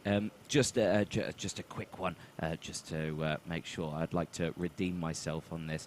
Now, we did have a message come through from Simon Pearson to say good luck to John Pearson. Now, I'll get that up on the screen for you in just a moment. That was the race that we just had. Now, and then a couple of comments later, I got this message come through. And I just want to make sure that I definitely got it right. You got John Pearson's name wrong. It's Rob Pearson. But it's John Pearson on the timing screen, and the person said it was John Pearson, and I read it as John Pearson, and I know John Pearson. So there we go. I think it's John Pearson. But anyway, we're on to the next group now. The John Pearson comes with 2 laughing emojis, which may give away... Is it John Pearson? But it's John Pearson on the timing screen. The fact that he's laughing so hard at the fact... at just someone's name, it suggests that, yes, Alyssa may be wrong. Has... Someone's filled it in wrong on the timing screen. But anyway, we've gone past that bit now. We're on to the next group. We're all on nicknames now. If you can just send us a comment with his nickname, we'll use that. Go with it. That's what we'll use from now on. Yeah, we've got lots. So, junior classes heading out now. And we'll hopefully get a grid up for this one as well. Here it is. The grid for the Mini GP 110 and Junior SM 90 Race 1. Zach Weston on pole position with Luca Wilkinson in 2nd. Joel Grieg in 3rd. Charlie Pearson in 4th. Daniel Stevenson in 5th place. Ruby Booth in 6th. Joe Mozzie Mostica in 7th place with Ralph Croft in 8th. Ollie Pearson in 9th, George Bartle in 10th, Jack Newton, I should say, in 11th, Brooke Champion in 12th, Hudson Cooper in 13th, with Pierce Reeves in 14th, Finley McCabe in 15th place, and Kyra Nelson, no time set, in 16th place. Billy Carter rounding out the grid of 17, also no time set on the 85 machine. Only expecting 2 Mini GP 110s. In this one, Anthony, Zach Weston, your man on pole position, and Brooke Champion, who starts this one in 12th. All the other riders are on JSM 90s. Yes, indeed. So 2 different classes out there. Lots of support, of course, coming in for all the riders. We'll try and get your messages out as much as possible. There is your pole sitter, Zach Weston, on the blue bike. Next to him in the red and white suit and black helmet is Luca Wilkinson. Joel Grieg there in 3rd place in the red and white suit. Then in the all black and a white bike, you have 4th place Charlie Pearson. Daniel Stevenson is your man in 5th. Well, there we go. We've got a nickname for Finn on the 179. The Finisher. I like that. That sounds mean. Fantastic. I like that. I wish that was mine. Green flag and we're away. Sorry, a bit distracted there by nicknames. But we're underway and bike stalled as well from the grid. They've not managed to get away. That's Joel Grieg. It is, I believe, Joel Grieg as well. He's managed to get away now. But as they go through into Luna, you can see all the bikes going through there. And we've had a change of order. Luca Wilkinson has got up into the lead. Well, there we go. So on to the back straight through Luna. And let's see what they can do up the back straight now as they whiz past the commentary box. As marshals get into position. And up the hill they go now. And here we go. Down the hill. Absolutely keeping it pinned through there by the looks of it, aren't they? Yeah, these younger riders not afraid to smash it over the hill. And there we go. As the rain's really starting to come down, you can really see the drops now on this camera. As we cross the line, we'll get the timing screen up for you, but it's Joel Grieg who is at the front from Luca Wilkinson, Ruby Booth, Joe Mozzie Mosticker, fresh after his dad there came first in the previous race. Let's hope he can do wonders in this. Daniel Stevenson in 5th place, Charlie Pearson in 6th, George Bartle in 7th, Brooke Champion in 8th, Hudson Cooper crossing in 9th, Ralph Croft 10th, Finley McCabe in 11th, and Pierce Reeves in 12th, Ollie Pearson in 13th. I believe that was the rider who had the issue. So we don't have Zach West in this one, Anthony. Could have sworn we were going to have him as our pole sitter on the Mini GP 110. Joel Grieg, however, 8th in the lead on this one after a storming start. Apologies if I called him as the staller on the grid. We've clearly got our bikes mixed up, and that was actually Ollie Pearson. Believed to be Ollie Pearson, yes. So not sure if he's come back into the pit lane because he's not crossed the line yet on the 998 machine. But as we go, the rest of them going through. Joel Grieg leading the way from Luca Wilkinson. As you see them there round Luna Corner, and it does seem to be closing that gap. It's exactly 1 second when they last crossed the line. Let's see if he's taken any more out of him as they whiz past the commentary box there. And up the hill, and let's just see where the gap is. It looks, I would say, about similar. If there is, it's only a 10th in it if he's gained or lost in it any time. 7 laps to go though, and they'll cross the line for 6 to go. I think we just caught a glimpse of Ollie Pearson off in the infield. His race seems to be over. We got one rider in the pits as well, and the red flag being prepared for this incident here. We got a rider down in Luna. This race will be halted because of this incident. Yeah, and red flag. Have it confirmation of a red flag situation. Medical car will be dispatched and the race will be halted. We see one of the riders come up to the start-finish line and come to a stop. The rest will be joining him very shortly. Yep, so red flag out in this race with 6 laps to go. That rider being tended to at the moment. It looks like he's actually on his feet as well. Yeah, I can see that he is on his feet. So that is a good sign. Medical car is with him. Third rider to go off there in the last half an hour or so, Anthony. Was it the last race? It wasn't the last race, was it? That was the Vets, but the race before that, I think we saw 2 riders go down there. Yeah, 2 riders went down there as well, so it seems to be... It was the Vets, because Mark Davis went down there from the lead. lead. It was, yeah. And the first lap of the Vets. So yes, the last 2 races now, we've seen 3 riders go into that same part of the tyre barrier in Luna. The middle of the corner, proving very tricky in terms of getting the power down up onto that straight.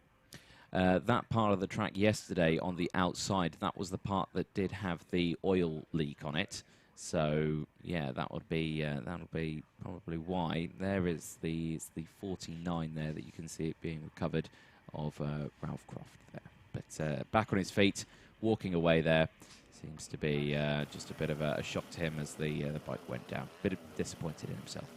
Always horrible to see, though, isn't it, when you see someone go down, they don't get back up straight away. But, of course, most of the time they don't, purely because they are so devastated with, oh, I've made a mistake, and they don't want to get up. But it's, you know, it would be nice if they did, because then we can all see that they're okay and they bounce back up on their feet. So, but, of course, yeah, you can imagine in that situation when you're racing and, yeah, you make a mistake, you don't want to get back up. You see it in all forms. You see it in MotoGP.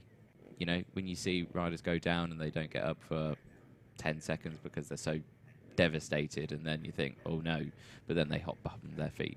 That's just that moment of defeatedness, isn't it, Anthony? Yeah. It keeps you pinned to the floor. The lack of motivation to get it back up.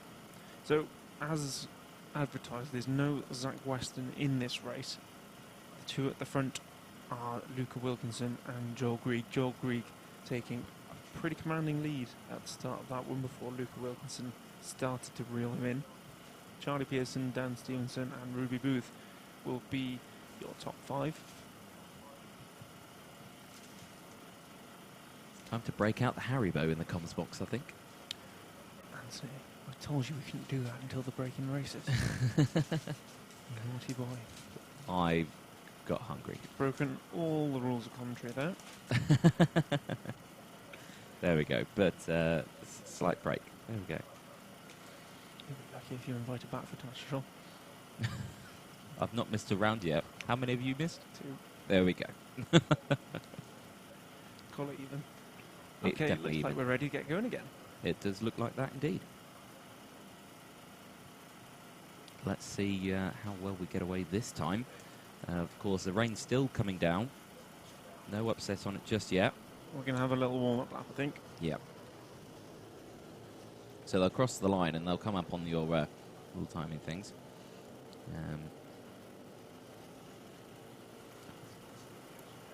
We'll get some more comments coming in as well. Good luck to Hudson Kai Cooper. He's on the 2:17. And he's, at the moment, on the timing screen. He's crossed the line there in 8th place at the moment. I'm not sure if that's going to be his starting spot. It potentially will be, but let's just see when they next cross the line as the bikes whiz past the comms box again. And we can see that a lot of our cameras are still being wiped. As you can imagine, it's very difficult to keep on top of cleaning these cameras, especially when the cloth that you've got to wipe the screen gets wet very quickly, and then you're trying to wipe it with that, and that doesn't look good. That's just, 10? yeah, it's just out of Luna. Oh, no, got it going again. Just fancied a little stop. There we go. I think that's Charlie Pearson on the 100 bike, Anthony. Okay. Should be starting this one in 3rd position. Okay.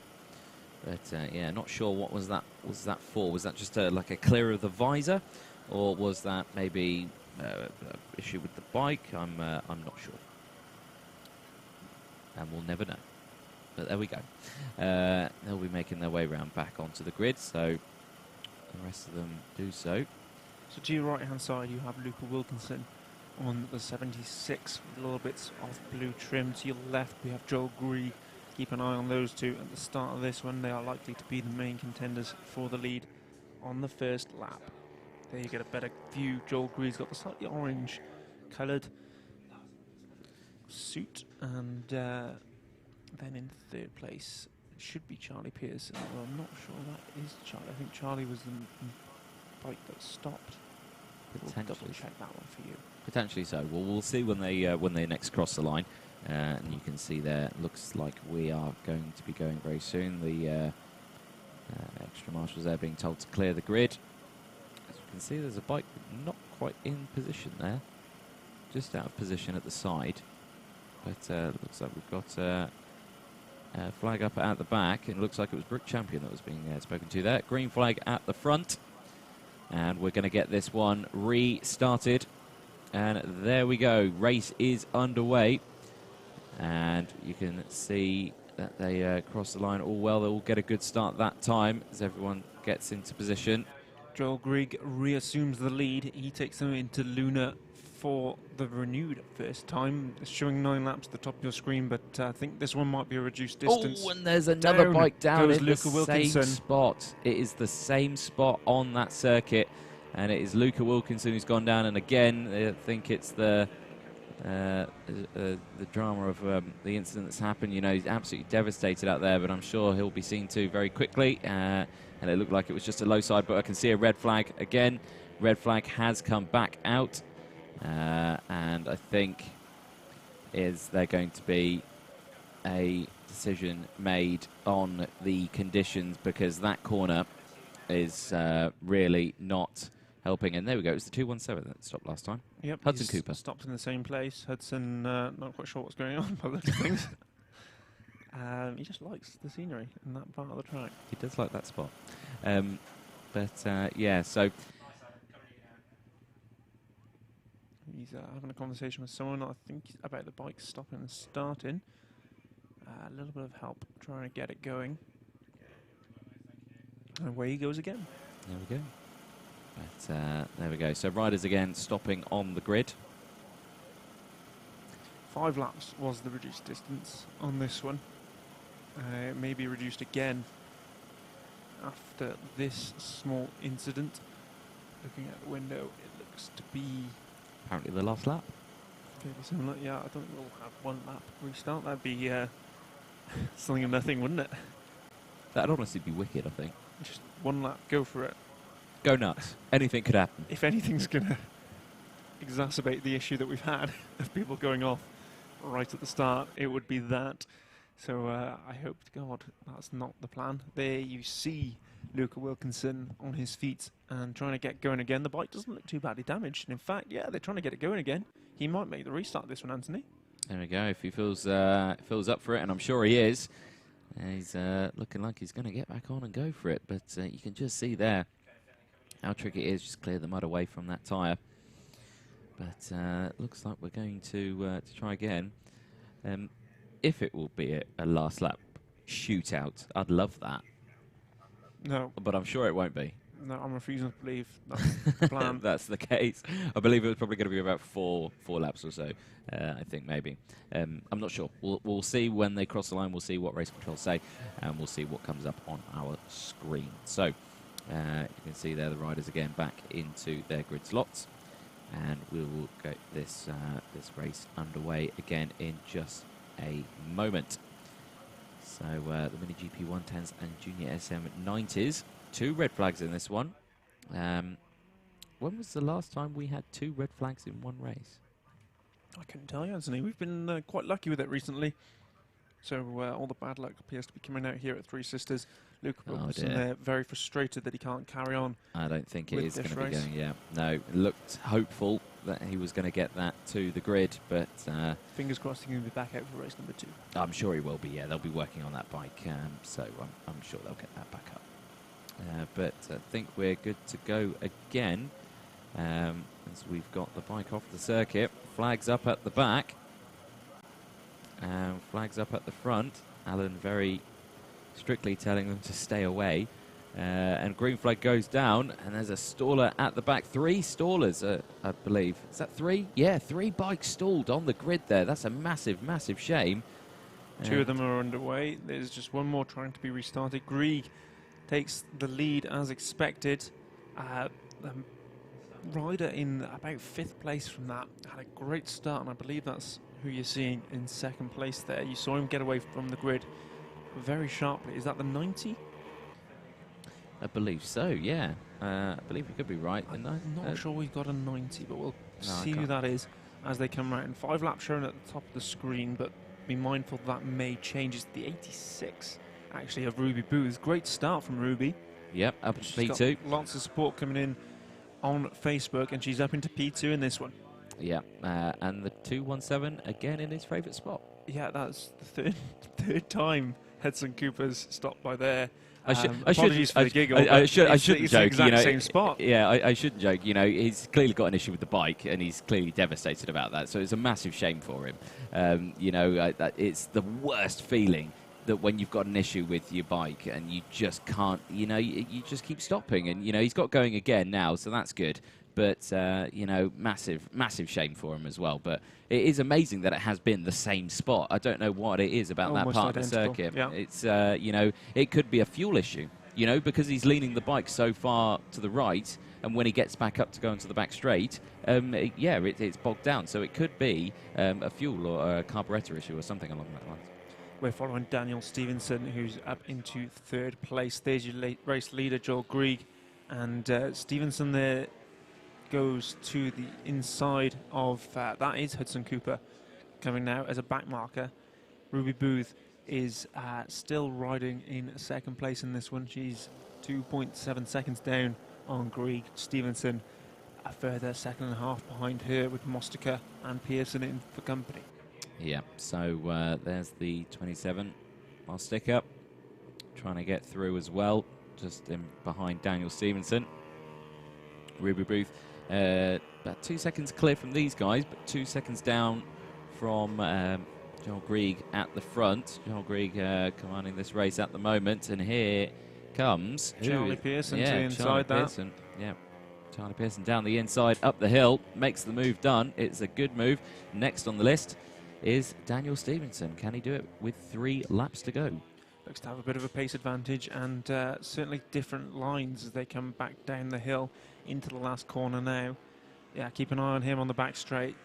He certainly looks to have a power advantage. Does indeed. So as we go round turn 1 again, the rain really coming down again now. As there you can see Ruby Booth on the 86, just in front of this group of 3 of Stevenson, Pearson and Mostica. She put in a personal best last lap to maintain that gap back to these 3. They are 3 good riders. We've seen lots of them this year in British mini bikes, and they'll be sure to want to get onto the back of that second place bike if they get the opportunity. Watch now as Pearson has that advantage up the straight. Yeah, Mostica, a bit of a wobble out of Luna, and that's a very wet camera. I think we need to wipe that one again. There is Brooke Champion on the 46, one of the mini GP classes. And here again, Pearson's done it. Pearson has got up the inside of Dan Stevenson to third place. Yeah, it is a good move. Next on the list is Ruby Booth, who got caught up slightly there, I believe, from... I'm not sure who that was, actually. That's, I think it was Finley McCabe. Finley McCabe that got caught up there with Ruby Booth. So, but they managed to get past. And, yeah, Ruby Booth has lost second place to Charlie Pearson. So Ruby Booth now into P3. And you could just see that across the line, where just struggled to get past one of the back markers there of Finley McCabe. Yeah, that has demoted her down 1 place. Still on the podium, though, but under pressure now from Daniel Stevenson. So let's just see what we can do. It is last lap, so Joel Grieg is going to be crossing the line imminently. There he is, out in towards the final corner. And here comes second, third, and fourth. So the checker flag will go out to Joel Grieg, who crosses the line now and sets a new fastest time of the race on the last lap as well. And then here comes Pearson, Booth, and Stevenson to round out your top 4. Mostica crosses the line in P5. And then hopefully it will be Bartle and Brooke Champion. Great stuff from our young riders. Hopefully we'll get to see a full version of that race later on, because it looked to be brewing into a good one, Anthony. It was indeed, wasn't it? And hopefully if they had a few more laps on that one, it would, it would have definitely spiced things up a little bit. So moving on, though, what have we got up next? We've got our Pit Bike Stock 160s Race 1B.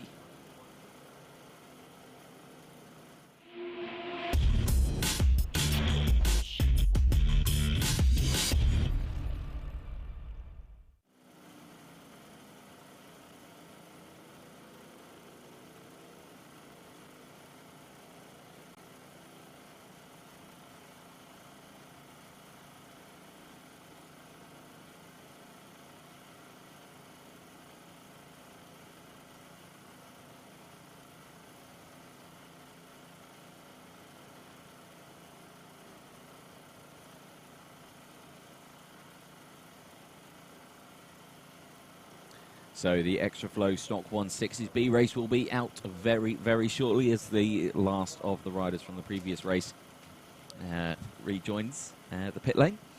And we'll get a grid up for you in just a moment. Oh, there's no grid apparently for this one. Okay, so we've talk us through it. You can see that a little bit better than me. Oh, you've got a mouthful of sweets. You can't. Okay, I'll have to lean. Yes, I do, Anthony. Yes, I do. I'll have to lean over you. Okay, so on pole position, Joseph O'Neill, Simon James Dean in second, Scott Ray in third place, Andrew Jones in fourth, with Nathan Smith in fifth. Nathan Summers in sixth place. Seventh place is Chris Edwards. Eighth is Mike Smallbones. Craig Spencer in ninth. Tom White rounding out your top 10. Cara Williamson in 11th. And then it's Tommy Champion in 12th place. Howard Taylor is the last of this group. 13th place for him. Thanks for that, Anthony. You're welcome. How's your sweet? Appreciated. How's your sweet? They were lovely. I had some cola bottles. You treat yourself now. I'll continue talking for the next couple of minutes. Yes, that was your grid for the B class. There are two groups in this pit bike stock 160s to keep the grid sizes to a manageable level. As you can see, they're having a few practice laps. I think the original intention was for the riders who hadn't ridden this new track layout to have some practice laps, and then once we got back around to the riders who'd qualified on that, to just go straight to the race. And as usual, I think safety-wise, it's been a better decision just to have those practice laps for everyone. And yes, they are now forming up onto the grid, having had a little bit of a go. Yes. Yes. So they're going to come out now shortly. And yeah. Here we are, lining up on the grid. We're missing the first few rows on the right-hand side of the grid, the left-hand side of your screens. Here they are now, two riders putting up. So Joe O'Neill on the right-hand side, Simon James Dean on your left. And let's hope this is a good one now. The 160s always do give us a good little scrap, don't they? And let's see what they can do this time in these very tricky conditions. As you can still see from this camera, that rain coming down. So flag is up at the back. Green's up at the front. And we're going to get going this time around. And it's a good start from the fifth place, I would say that was. I don't know who that was. Simon's changed it. Andrew Jones, was it? Andrew Jones absolutely flew through that one there. I think got two positions. And there's a bike just leaving the pit lane with a little bit of a bump start. And that's Scott Ray has made his way into the lead of this one, Anthony, as they all come round Luna for the first time, avoiding that slippery part of the track where so many people have fallen foul. And yep, Scott Ray leads this one up the hill. Yeah, it's a good start. So let's just see as they go past the comms box up the hill, and Scott Ray under pressure now. And I can't see the number from that one. It's a very light green against a white background. It's quite difficult to see on the camera. But there we go as we come down the hill. 9 laps to go. They'll cross the line with 8 laps to go. And here we go, across the line. We'll see the timing screen appear on our timing screen as well of what the positions are. So it's Scott Ray, Andrew Jones in second, Simon James Dean in third, Nathan Summers in fourth, Nathan Smith in fifth, Mike Smallbones sixth, Craig Spencer in seventh place, and Tom White in eighth. Joseph O'Neill and Howard Taylor rounding out your top 10, Tommy Champion in 11th. Yeah, we did call Joe O'Neill as the pole sitter for this one, Anthony, but as you can see, he started at the back for whatever reason. Yep. Which has given these two at the front, who are now challenging for the lead, an advantage. To the inside goes Andrew Jones and takes the lead going up the hill.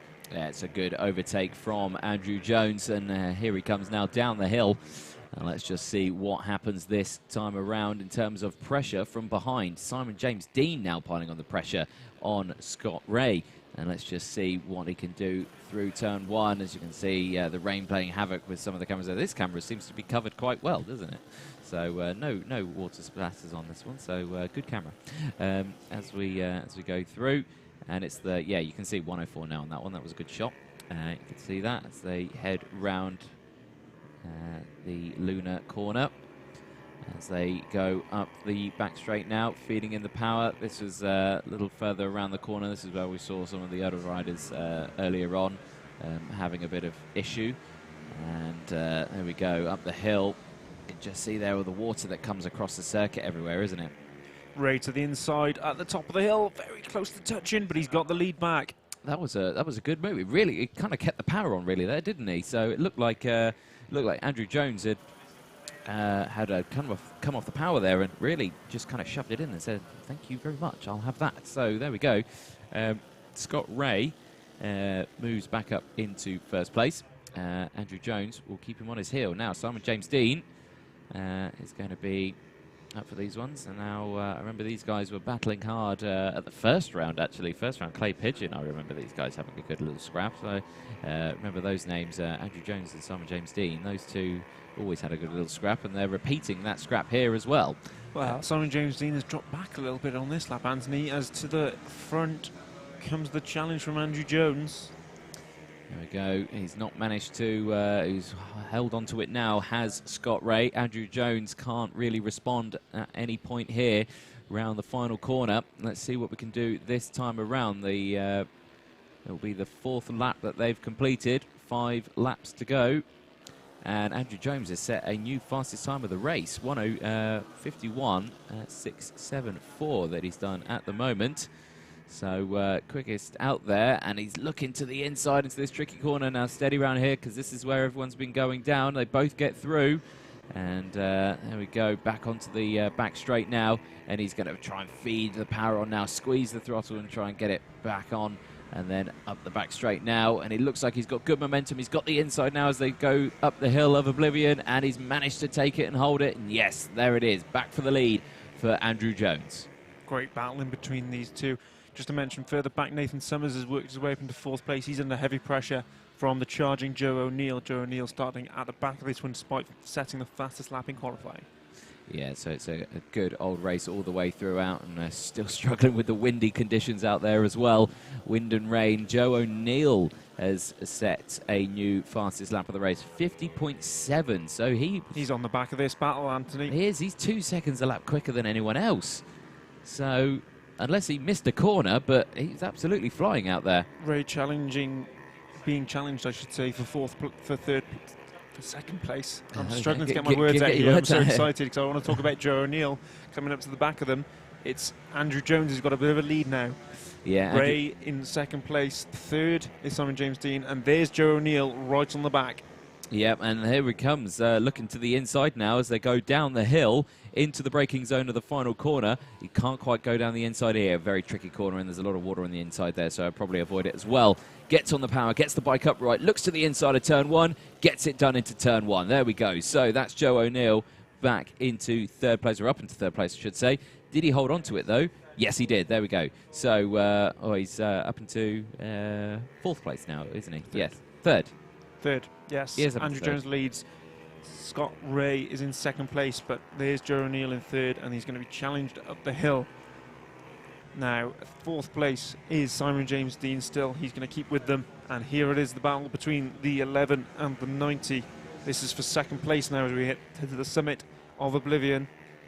Again, that last lap, Joseph O'Neill was a second faster than anyone else around him. So I don't know what's happened there, but he's pulled the pin on that thing, and now he's off for it. We've got a back marker there, just moving slightly out of the way. This potentially could be Tommy Champion. Yep. O'Neill looks to the inside, but can't make it happen into turn 1 again. He's not got the pace advantage over Scott Ray that he had over Simon James Dean just a lap ago. He comes into Luna now, looking for that second place. Again, Scott Ray shuts the door. Yeah, can't quite do it that time, and again, a bit hesitant through that section. But here we go, onto the back straight. Little gap now has Andrew Jones. But let's just see what Joseph O'Neill can do. Simon James Dean again's fallen back, and here comes O'Neill down the inside of Ray for second place, and that is a good move. So something's happened to him there. He's got used to these conditions, and there we go. He's absolutely flying away now down into the final corner. And here we go. 2 laps to go. They'll cross the line for the last lap. And there is the last lap board is out. So this is the lap that O'Neill has got to try and get Jones. And can he do it? Where do you think do you think it's possible? It's going to have to be at the top of the hill. I think he's close enough. He is close enough. Look, it's going to be neck and neck between the two of them. Not sure if Andrew Jones knows that he's coming. They come around Luna now for the last time. Jones needs a good drive off of this corner. And I have to say, I think he's got it as well. So here we go, in the slipstream, tucks in, and now he's going to look to the inside here, up into Oblivion. Clearly had the advantage there, straight up into the lead for O'Neill from fourth place. He's managed to gain all these positions into the final couple of corners. We'll come into the last corner now. heavy on the brakes.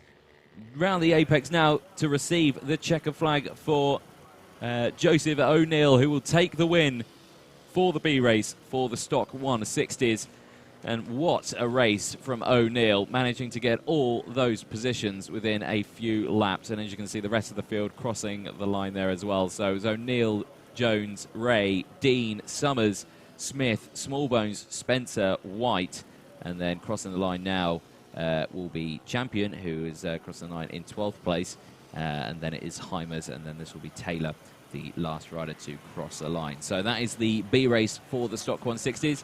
Up next, of course, will be the A race.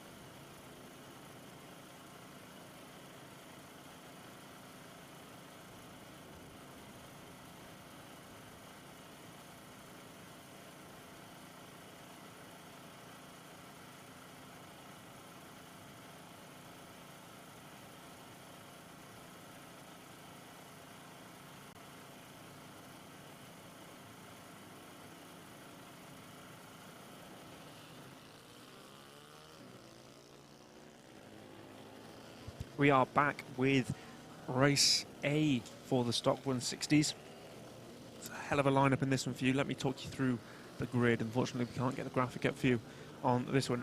Pole position will be Mark Davis, who we saw in the wall at Luna, which probably won't thank me for mentioning at this point. But yes, Mark Davis led the veterans race, and at this corner in your shot, found himself in the tyre barrier. Let's hope he's repaired the bike and is back out ready and racing for this one. Chris Grieve will be in second place. Chase Collymore, we've seen him a couple of times today. Watch his pace on that back straight. He's only 12 years old, Chase, and the smaller stature means he gets plenty of power on that back straight, right up to the top of the hill, and it really is exciting to watch. Ben Klukas will be alongside him in fourth. Ryan Tyers, we know, is a very good rider. He starts in fifth, alongside Jim Lovell, who we've also seen earlier on. One of the other ones from the veterans, the race winner from the veterans, James Mozzie Mostico, starts in 7th place with Phil Dickens for company on row 4. Sean Bandel, again, we've seen him today, and he starts in 9th alongside another returnee. That's Julian Gromit in 10th. Callum Brown and John Buckle are 11th and 12th. Richard Rice is back out there in 13th place. 14th for Dervin Alain. He's back out for another race himself. 15th will be the number 1, Sebastian Barron. Ian Rogerson starts in 16th. Jake Whitaker will be in 17th, and then an unknown rider, unfortunately, is in 18th. Dan Pearson, the Ginger Gandalf, starts in 19th, and Ben Nixon on bike 112 starts last and 20th. Oh dear. Keep the nicknames coming in. I'm liking them. I'm loving them. There we go. So looks like we've got everyone on the grid slots there, and we're good to go this time around. Let's just see if and when he can redeem himself. That is, of course, Mark Davis I am referring to after his devastating start to his previous race. And here they come, appearing into shot. He's in the lead, and Chase Collymore there, hot on his heels in second place, looking to the inside. Can't do anything this time. There is Monsticker there, a little further down, won the previous race, and let's just see what he can do this time around. And of course, that was the veterans that these guys raced in now, not this time. Watch Chase up the hill, Anthony. He's going to have this pace. He already got it. Mark Davis is under pressure. Chase can't quite get at the inside there, though. No, so he tried to go for his signature move at the inside of Oblivion, but couldn't do it that time. And yeah, let's cross the line. We'll see the field come through. 9 or 8 laps to go when they cross the line round the final corner, and you'll get the timing screen come up on in just a moment. So they cross the line, and there it is. So Mark Davis from Collymore, Greaves, Tyres, Klukas, Lovell, Bandel, and Mosticker. Dickens and Buckle round out your top 10. 8 laps to go, and we're still watching our second place man, Chase Collymore, who's under pressure from Greaves and Tyres, just behind, and they're having a good little scrap there. as we go up the back straight past the commentary box. A good look behind from Greaves, and Tyres moves to the inside. That's kind of an open invitation, really, to move down the inside, isn't it? We're looking behind you. It is, and a little signal from Tyres. He seems to say, let's work together, get up and chase down these top two. Davis and Collymore are going to take some beating. Collymore's right on the back of Davis now. Thinks about a move into turn one, but thinks better of it. Yep, so 7 laps to go, and there's more moves coming in left, right and centre for the inside of turn one.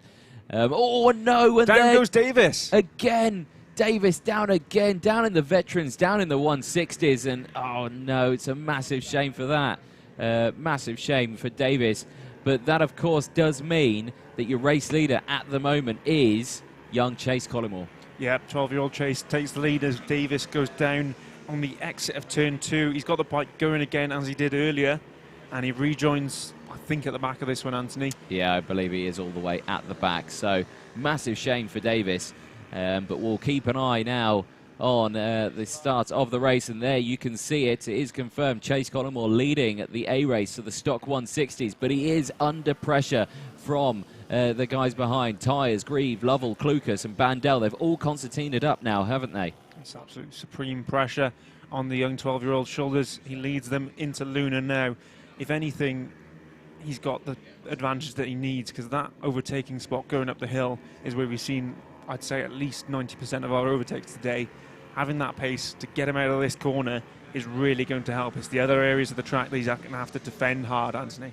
Yeah, and you can see there on the back straight that he's managed to open that gap slightly as these guys try and jostle for position. This is as they go through, but it's Tyres, Grieve, Lovell still in that position. They've not managed to overtake yet as they heavy under the braking down into the final corner now. 5 laps to go as and when they cross the line. And here they go past the timing beam, and it's a new fastest lap of the race from your race leader, Chase Collymore, 48.559. He's managed to pull out 0.2 of a gap from the guys behind, but you can see the gap there. It doesn't look like it's that much through this infield section, does it? No, it closes up at this part. Lots of support coming in for Chase over Facebook as he exits Luna Bend. Again, Ryan Tyres in behind him is a very experienced rider. Chris Grieve and Joe Lovell will be looking for any opportunity as well, as I think Grieve challenges Tyres.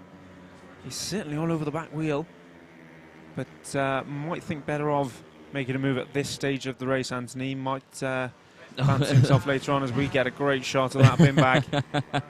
Yeah, that's again quite windy out there, but there we go. Chase still leading the way, and as you can see, lots of support coming in for young Chase there.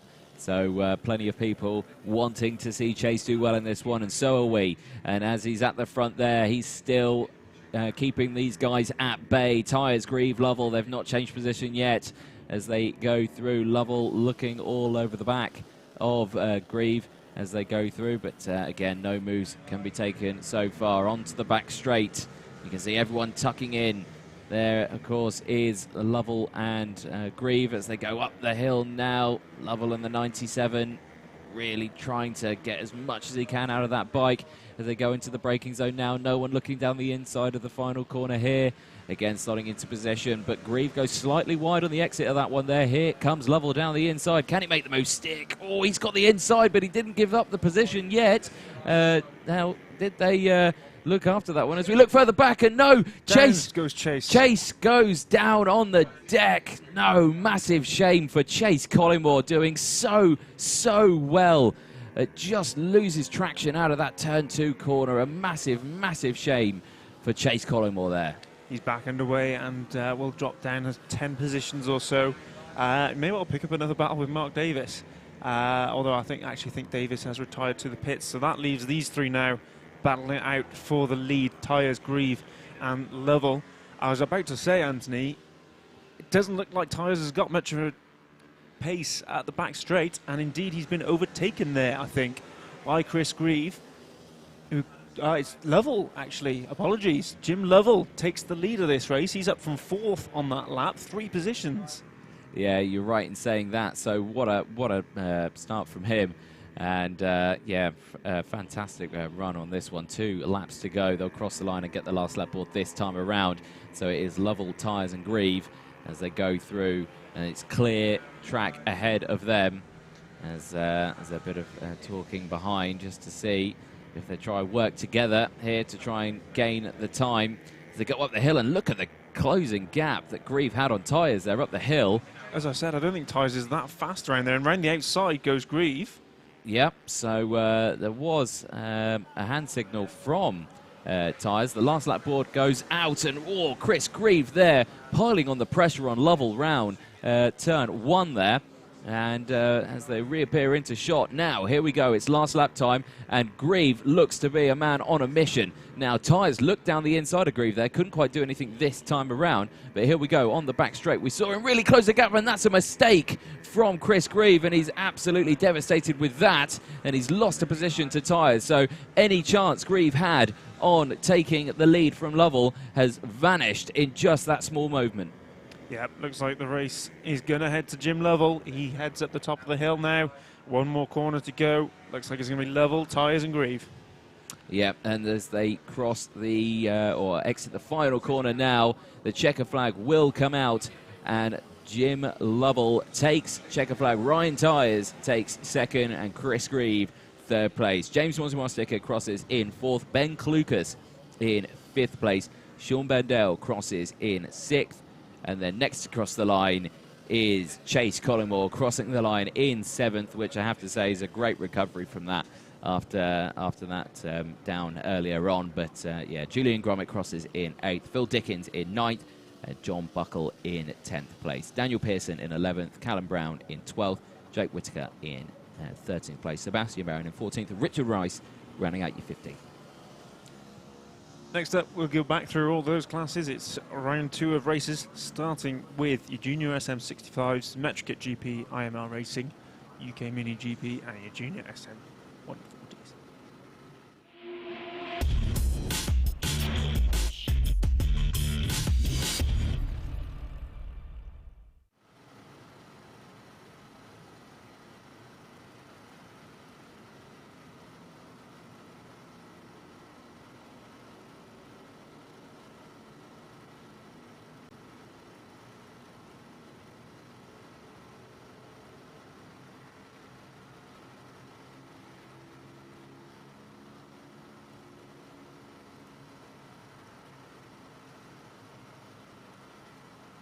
So we'll be heading out very shortly for the next grid, and there they are, actually making their way out onto the circuit. So we'll get going for this one, and we'll get the grids up for you in just a moment. Here they are. So Harley McCabe starting on pole position, Ryan Frost in second, Luca Allen in third place with Harvey Lathrop in fourth, Luca Hopkins in fifth place with Mason Greasley in sixth, Nathan Ellis Ward in seventh with Charlotte Macuso in eighth.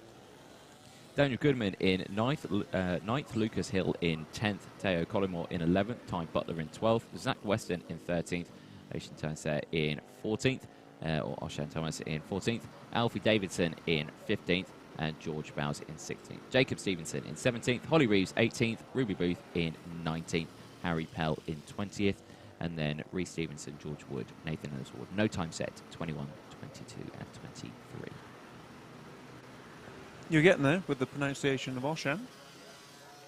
It's been a long journey this season, but here we are, one round before the end, and I think you're nearly ready. Okay, we are one round before the end, and I would just like to say to everyone who watches races, watches the streams, anything like that, I do massively apologise if I've got names wrong, but I am terrible at pronouncing names. I really am. I have just commentary in general. That's hard. But there we go. It was there. I had to go for it. Yeah, I had to go for it. But yeah, no, it's say it's been first season for me for British Mini Bikes, and I have to say I've thoroughly enjoyed it. We've had massively changing conditions, haven't we? But yeah, we'll get going for this race in just a moment. Absolutely. We got an issue with one of our riders. They've pulled up round about where everyone else has been crashing in Luna Bend. I can't quite see who it is from the small preview of the shot we've got there. It's a red and white bike. Can't make out the number, but it's the 67, I think, which is Jacob Stevenson. Jacob Stevenson down there on the Metrokit, one of our new riders. And looks like he's not going to be able to make the start of this race, unfortunately. There's the medic there, actually, Medic trying to help man, him get medic, ready. now mechanic. He's a bike medic. You've been promoted. From human to bike. Everyone else there on the grid, so I think they're going to wait for him to come around, although he's not yet got going. Jacob's back on the bike, and yes, he's underway, so I think they'll wait for him to join the back of the grid, hopefully.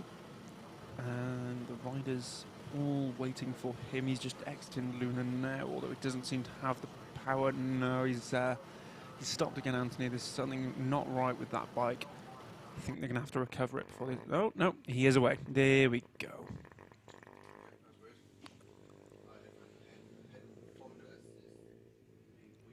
Messages of support coming in for this category. And it looks like that bike's a bit unhappy, doesn't it? Yes, apologies. It's not Jacob Stevenson. It is George Bowers, as those of you who read the back of his leathers notice. There's two 67s starting right next to each other in George Bowers and Jacob Stevenson. I was thinking that doesn't look anything like a Metra kit, that bike. And it's because it's not. It's a JSM 140.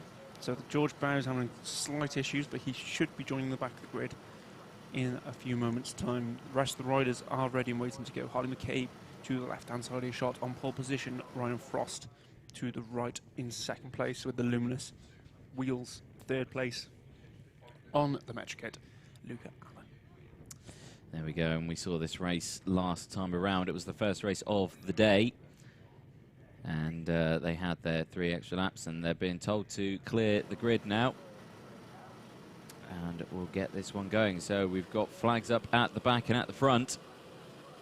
And we're going to get going for the first of the second races. And it's a stall in the middle of the pack there. Everyone managing to avoid 2 stallers there as well. Big shame for them. They'll get restarted, and we are under and away. So Harlan McCabe still leading. Ryan Frost in second and Luca Allen in third. Copy of what we had for race 1 of the day. And let's just see what Luca Allen can do this time around. So Luca was clearly quicker on the last race. Let's see if he can try and put these together again. McCabe and Frost going at it at the front already. Those two lead the charge up the hill for the first time. Yeah, they do. And I say they'll cross the finishing the lap soon. And into the final corner. Grid is clear already, so that's good. And here come the leaders. So across the line, we'll get your timing screen. And 8 laps to go. And it's Harley McCabe with the fastest lap of the race at the moment with a 48.9. Let's see if that changes further down the... the less laps we do. That made no sense, but there we go. Commentary. There we go. So McCabe from Frost from Allen. Lathrop there a little further down. These 3 again broken away. So they're, again, carbon copy of what happened last time around. Frost piling on the pressure on McCabe, and he's going to be looking for a move somewhere along these next couple of corners. Probably not into the final corner. We've not seen many moves down there, if any, I would say. A lot through turn 1, though. Yep, 1 or 2, and they've come across the first back marker. That's given Harley McCabe a little bit of breathing space, actually. He dealt with it better than Ryan Frost did. Through they come again. Just a second separates these guys. There's not much in it at all, but just about enough to keep Harley McCabe in the lead for now. Round that second corner, they come into Luna.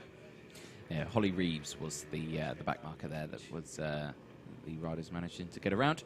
Here comes Luca Allen, though. He's got a good pressure on Ryan Frost after that mishap with the back marker. And onto the back straight now, past the commentary box and up the hill.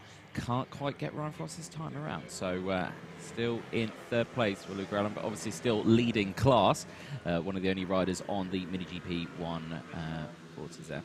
On the subject of nicknames, Anthony, Joshua Williams, 78 Racing, has commented, "Come on, the Butler, 97. Not sure if that's a nickname or he's just misspelled Ty with H being right next to Y on the keyboard, but I like the nickname the Butler. Yeah, it is good, yeah. If it is a typo, I'm making it a nickname. And Ryan Frost sets the fastest lap of the race in pursuit of our leader, Harley McCabe. Yep, so new personal best coming in all the way through the field as well. Everyone going through. A little further down, here is the 17. That is Charlotte Macuso, battling for in third at the moment. Daniel Goodman just in front of her. That is the battle for second place for the Mini GPs. And of course, we'll keep an eye on that one as well. So a close battle on that. So here's the second place man, Daniel Goodman of the Mini GP class. Overall, 5th place at the moment. So have to keep an eye on that one. So close pressure from behind as well. Look at that gap for the lead, Anthony. It's a 10th in it now between McCabe and Frost. We're going to have to cut back to that as and when we can. They're going into Luna right now. But there we go. But and Lucas Hill again piling on the pressure for Charlotte Bacuzo as well. So back with the leaders as we go up onto the back straight. And here comes Luca Allen. Again, Luca Allen holding that inside line. Again, just can't get the power on the back straight, can he? So there we go. Slots back, though, into third. 5 laps to go. And they'll cross the line with 4 to go now. And back down the hill into the tricky braking zone of the final corner. It was less than 2/10 in it last time around. I think Harley McCabe's had a bit better lap, but you look at that, how close they are now. Yeah. In terms of time, it's nothing at all. It's 0.19 of a second. Frost can get very, very close, but he can't get past. Yeah, Ryan Frost, good pressure that he can pile on Harley McCabe around the final corner. Really closes that gap. And here we go now round Luna. And again, just Luca Allen can really hold that bike around that corner, can't he? So there we go. Let's see what we can do. On to the back straight. Another back marker there, just in front. And it seems to have held up Luca Allen there. Luca Allen's not managed to get past so easily, and that's allowed Ryan Frost to break away slightly. Looked like he was going to go for a move down the inside of the final corner. Thought against it. Now he's right up behind Harley McCabe as they go into turn 1 again, into turn 2. Let's just see who comes out on top on this one. They're on their penultimate lap the next time they cross the line. That gap between them has been less than 0.2 of a second. The last 3 times they've crossed the start-finish line. It is about as close as it can get without any real overtakes going on. Frost takes a tighter line there and then comes out onto the straight. Just doesn't seem to have the top pace differential to make that stick. I think you need a few extra mile per hour, Anthony, and he just doesn't seem to be able to reach it. No, it is a shame, isn't it? So trying to stick into that slipstream, see what you can do. Down into the braking zone again. They'll cross the line. It's penultimate lap time now before they get the last lap board. And again, Ryan Frost is just looking for down the inside of turn 1, just eyeing it up really, seeing if there is an opportunity to go down there and see if it's an opportunity to do that when he sees the last lap board. Of course, risky time to do it, but yeah, anything could happen really. But 2 laps to go, and these 3 have absolutely flown away from it. They're 17 seconds clear from 4th place. Yeah, Ryan Frost must know that time is ticking away. He's going to see the last lap board this time around. I can't see an opportunity for him, unfortunately, Anthony. He's not as close this time going up the hill. He always seems to be close as he comes into this section here, though. You can see how much he closes it down and looks for a move. And there you go, runs slightly wide there, does Harley McCabe. And down the inside, he knows what's the last lap, and there was that move that we saw there. Harley McCabe with a new fastest time of the race, though, 48.02. 48.08 from Frost, and Allen with a 48.30. So they're absolutely identical on times. But like I say, last lap board is out, and there's only 2 more opportunities to do it now, isn't there? It just goes to show those last lap times that they are too close in pace. They can't differentiate between the 2 of them. The top speed on these bikes must be absolutely identical to the mile an hour. Yeah, it must be. And here we go up the hill. Now, this is where we've seen Ryan Frost closest. And is this where we're going to see him make a move on Harley McCabe into the final corner? No, he's not close enough this time. He's going to have to settle for second, but he's got a good run out the final corner. You can see him edging the bike forward to try and take it. Can't take it. Harley McCabe takes the win from Ryan Frost. Luca Allen in 3rd place. And there's going to be a bit of a wait for 4th place because they are, 21 seconds down the road. Absolutely mad, Anthony. They're great riding from that front 3. Take nothing away from the rest of the field. They've had good races as well. Harvey Lathrop should be coming around in 4th now. Yep, here crossing the line there is Daniel Goodman from Lucas Hill. Charlotte Macuso crosses the line now as well, all for the Mini GP class. And then Mason Greasley crosses the line as well with Collymore, Ward, Hopkins taking 11th, Butler taking 12th, Thomas running down the grid there. Who have we got coming up next? Next up, it's the Pit Bike Stock 140 Race 2B.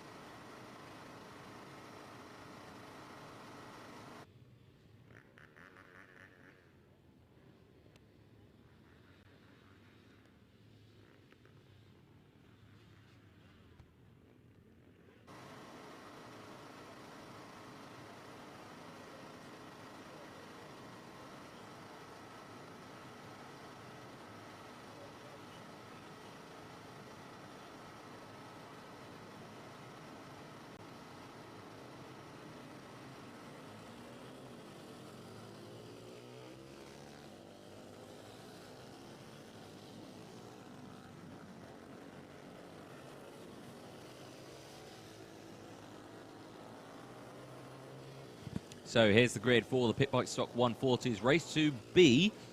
Joe Woodward will be starting on pole position with Dan Merrin in second place. John O'Dowd in third. Brendan Downey in fourth place. Ian Walker in fifth with Chris Edwards in sixth.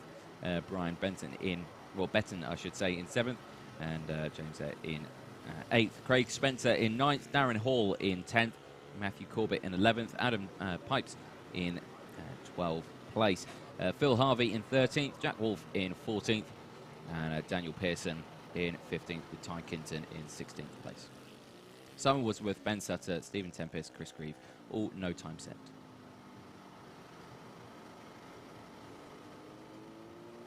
So they'll be heading round onto the grid in just a moment. As you can see them starting to line up there. We'll get this B race underway in just a moment, so hopefully plenty of action from these guys. Rain hasn't stopped yet, for those who are wondering. It is still raining. Of course, this race sees the return of the Ginger Gandalf. Full of excitement. Joe Woodward back out in this one, looking to make amends for earlier.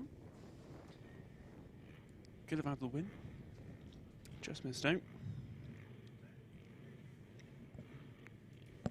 And I've got my bike back. There we go, my bike went for a walk. There we go. So, everyone lining up there. And we'll get this one going. So, apparently we're supposed to have Daniel Pearson in the front row, but I don't think he is. I think he is, actually. But let's see. Green flag goes down, and it's a good start. Big wheelies there from the mid-pack. 9 laps to go on this one. They've started as we go through turns 2. And up the back straight, and it's a good start from the 46 of Joe Woodward. And as they go through, the rest of the field going through as well. Everyone just slotting into position. No overtakes yet at the moment. Onto the back straight, though. And here we go. So, under pressure, third and fourth, and 3 wide as well, further back, going around the outside. Someone's bike's not got the RPM at the top end there, really, has they? As the rest of them slot through. That's Pearson on the 77. He started from the back in this one, and will be charging through as he did earlier. Woodward leads at the minute. He will indeed. So, here we go over the start-finish line. The tower will appear, and we'll be able to see who is where. So, Joe Woodward leading the way from John O'Dowd, and then it's Ian Walker, Pearson, Edwards, Downey, Merrin, Spencer, Tempest, Hall, Corbett, Pipes, Harvey, and Wolf, all going through. So all riders still in the race at the moment. This is the battle for second place, of course. John O'Dowd and Ian Walker. Keep an eye on them, and then further back now, a big gaggle of bikes there. I believe that's Brendan Downey, Dan Merrin, Craig Spencer, and Stephen Tempest. I think they were most of the ones in that group now. Here comes the 77 of Daniel Pearson on Ian Walker, though, as they go up the hill now, and it looks like he's got the inside line into the final corner, and he's managed to get that move done. Yeah, great move there from the Ginger Gandalf up the inside at the top of the hill, and he's moving on now to John O'Dowd in second place. Maybe get a chance to make that move happen down into Luna. Looking out the window now, he hasn't got close enough, I'm afraid. Joe Woodward still leads them. John O'Dowd here in the white leathers, second place, but up the hill, Pearson is very, very strong. You've got Eagle Edwards in 5th place at the moment on the X23, some 3 seconds further down the road from this battle. But as you can see, the rest of them all slotting through. 7 laps to go on this one as they'll come round the crest. And you can see there the 46 of Joe Woodward is opening up that gap. He has a look over the shoulder, though. Always the wrong thing to do, because now John O'Dowd looks to the inside. And Pearson going to the inside. Oh, it's Pearson, sorry, going to the inside. Yes, of course. He managed to get past O'Dowd, didn't he? So Pearson takes the lead now, and Woodward now pulling back the pressure. Yeah, Pearson to the front in just 3 laps. It took him a lot longer earlier on to cut through the field, but an excellent first lap from the Ginger Gandalf. Gave him the best start possible. Woodward now going to try to get back at him, but I think Pearson's pace is far too strong. It is incredibly good pace that Pearson's got, and you can see there a bit of a wobble as he's hit the bump as they go up the hill. Again, they'll come round the corner into shot, down the hill, into the final corner, and they all get through there. So the gap opening up. We'll keep an eye on the positions. Quick rundown of them for you. Pearson, Woodward, they'll cross the line. O'Dowd in 3rd, Walker in 4th. And then it's Merrin in 5th, Edwards in 6th, Spencer 7th, Tempest 8th, 9th is Hall, and Downey running at top 10. We've got the best nicknames in this one. Tempest Tornado is the name of Stephen Tempest on the number 2 bike. To add to the Ginger Gandalf and Eagle Edwards. There we go, so the Keep nicknames. them coming in on Facebook. Yeah, or YouTube. Coming in hot and fast, 5 laps to go. Pearson's not quite dropped at Woodward as quickly as I thought he would, Anthony. No. Considering the rate at which he got to the front, I thought he would have dropped Woodward. And the gap was a second last time round. I don't think it's even going to be that much. I think Woodward might have closed in on that last lap. I don't think so. I think it's opened up. But he has set a personal best. 0.2 of a second he shaved off the lead in that one. Really? This race is far from over. Oh, there we go. 4 laps to go. Anything could happen. But they have both pulled away from the 2 behind them of O'Dowd and Walker. They've left them slightly quite far behind. Back marker up ahead, and it just looks like Woodward's a bit nicer around that corner there, doesn't he? Managing to hold it a bit tighter to the apex. Yeah, I think Pearson's got the pace up the hill, but in the twistier first part of the lap, Woodward seems to have the advantage, and if he can keep with him here, he may well be in with a shot later on, as the back marker proves to be not too much trouble for either of them. Down now towards the last corner. There'll be 3 laps to go after this one. Some quick maths there, and the rain seems to be starting up again. It did die off slightly. As you can see there, the track, the rain isn't as, or the water isn't as clear on the track, but the rain is coming down again as the rest of the field cross the line again. A good battle for 5th place. You've got Edwards, Spencer, Tempest, and Hall. They're having a good little scrap as well. And there's a rider down. It's That's the number Tempest. 2. It's 2. And yep. Tempest Tornado hits the deck. And loses all momentum. And here's a close little battle that we've got out there. Here's the 23 of Edwards. Eagle Edwards, we should say. As he soars up the hill. And he's got close pressure behind him from Spencer. And Spencer's, I would say, his bag's not helping him aerodynamically, but a new fastest lap of the race from our second place man, Joe Woodward, and that's the 18 as well, or the 181. Yeah, Darren Hall. That's Darren Hall as well, has gone down. and is trying to restart the bike, and he's in a very precarious spot there as well. That's on the exit turn 2. Yeah, as that rain starts to come down again, and riders struggling with the conditions. Here's that battle for the lead then. After that fastest lap from Woodward, he got the gap down to 0.6 of a second on that last lap. He's got 2 laps remaining, or rather 1 and a little bit, 1 and a corner now as they come down into the final bend. Doesn't look like he's made much of an impression on that gap this time around, so it's going to be a late lunge if anything. That's that gap, Anthony. It's he's gone out up again, isn't it? Yeah, opened up by 0.2 of a second there. So even after that fastest lap, he's not managed to close it down. So We've got a rider down in Luna. We'll see him now coming through the shot. Sorry to interrupt. No. There's a white bike on the exit. There it is. It's oh, that is Edward. No, it's not Spencer. Edwards. It's Spencer. It is Spencer. Yeah. 41. Spencer goes down. A thumbs up from him there. So, Thumbs down for his race. yeah, massive shame there for Chris Spencer there. Last lap time for our race leaders, Pearson and Woodward, are the two who have broken away from the pack. It was 0.8 of a lap this time around. It doesn't look like Woodward's managed to close it up, but he definitely has closed it up a considerable amount. Last lap's out, and checker flag comes out this time, and Woodward sets the fastest lap that time as well. 50.618, but has to settle for second place. Yeah, great riding from the both of them. Woodward definitely had the pace to challenge Pearson, but it came too late in the race. The last but 2 lap and that final lap, he was far, far quicker than Dan Pearson, but he needed that every lap for the last 4 to have made an impression. John O'Dowd comes home in 3rd, Ian Walker in 4th, Dan Mohan will be 5th, Eagle Edwards in 6th place, Brendan Downey 7th, 8th, Matt Corbett, Adam Pipes is due to come through in 9th, followed by Stephen Tempest, the Tempest Tornado in 10th.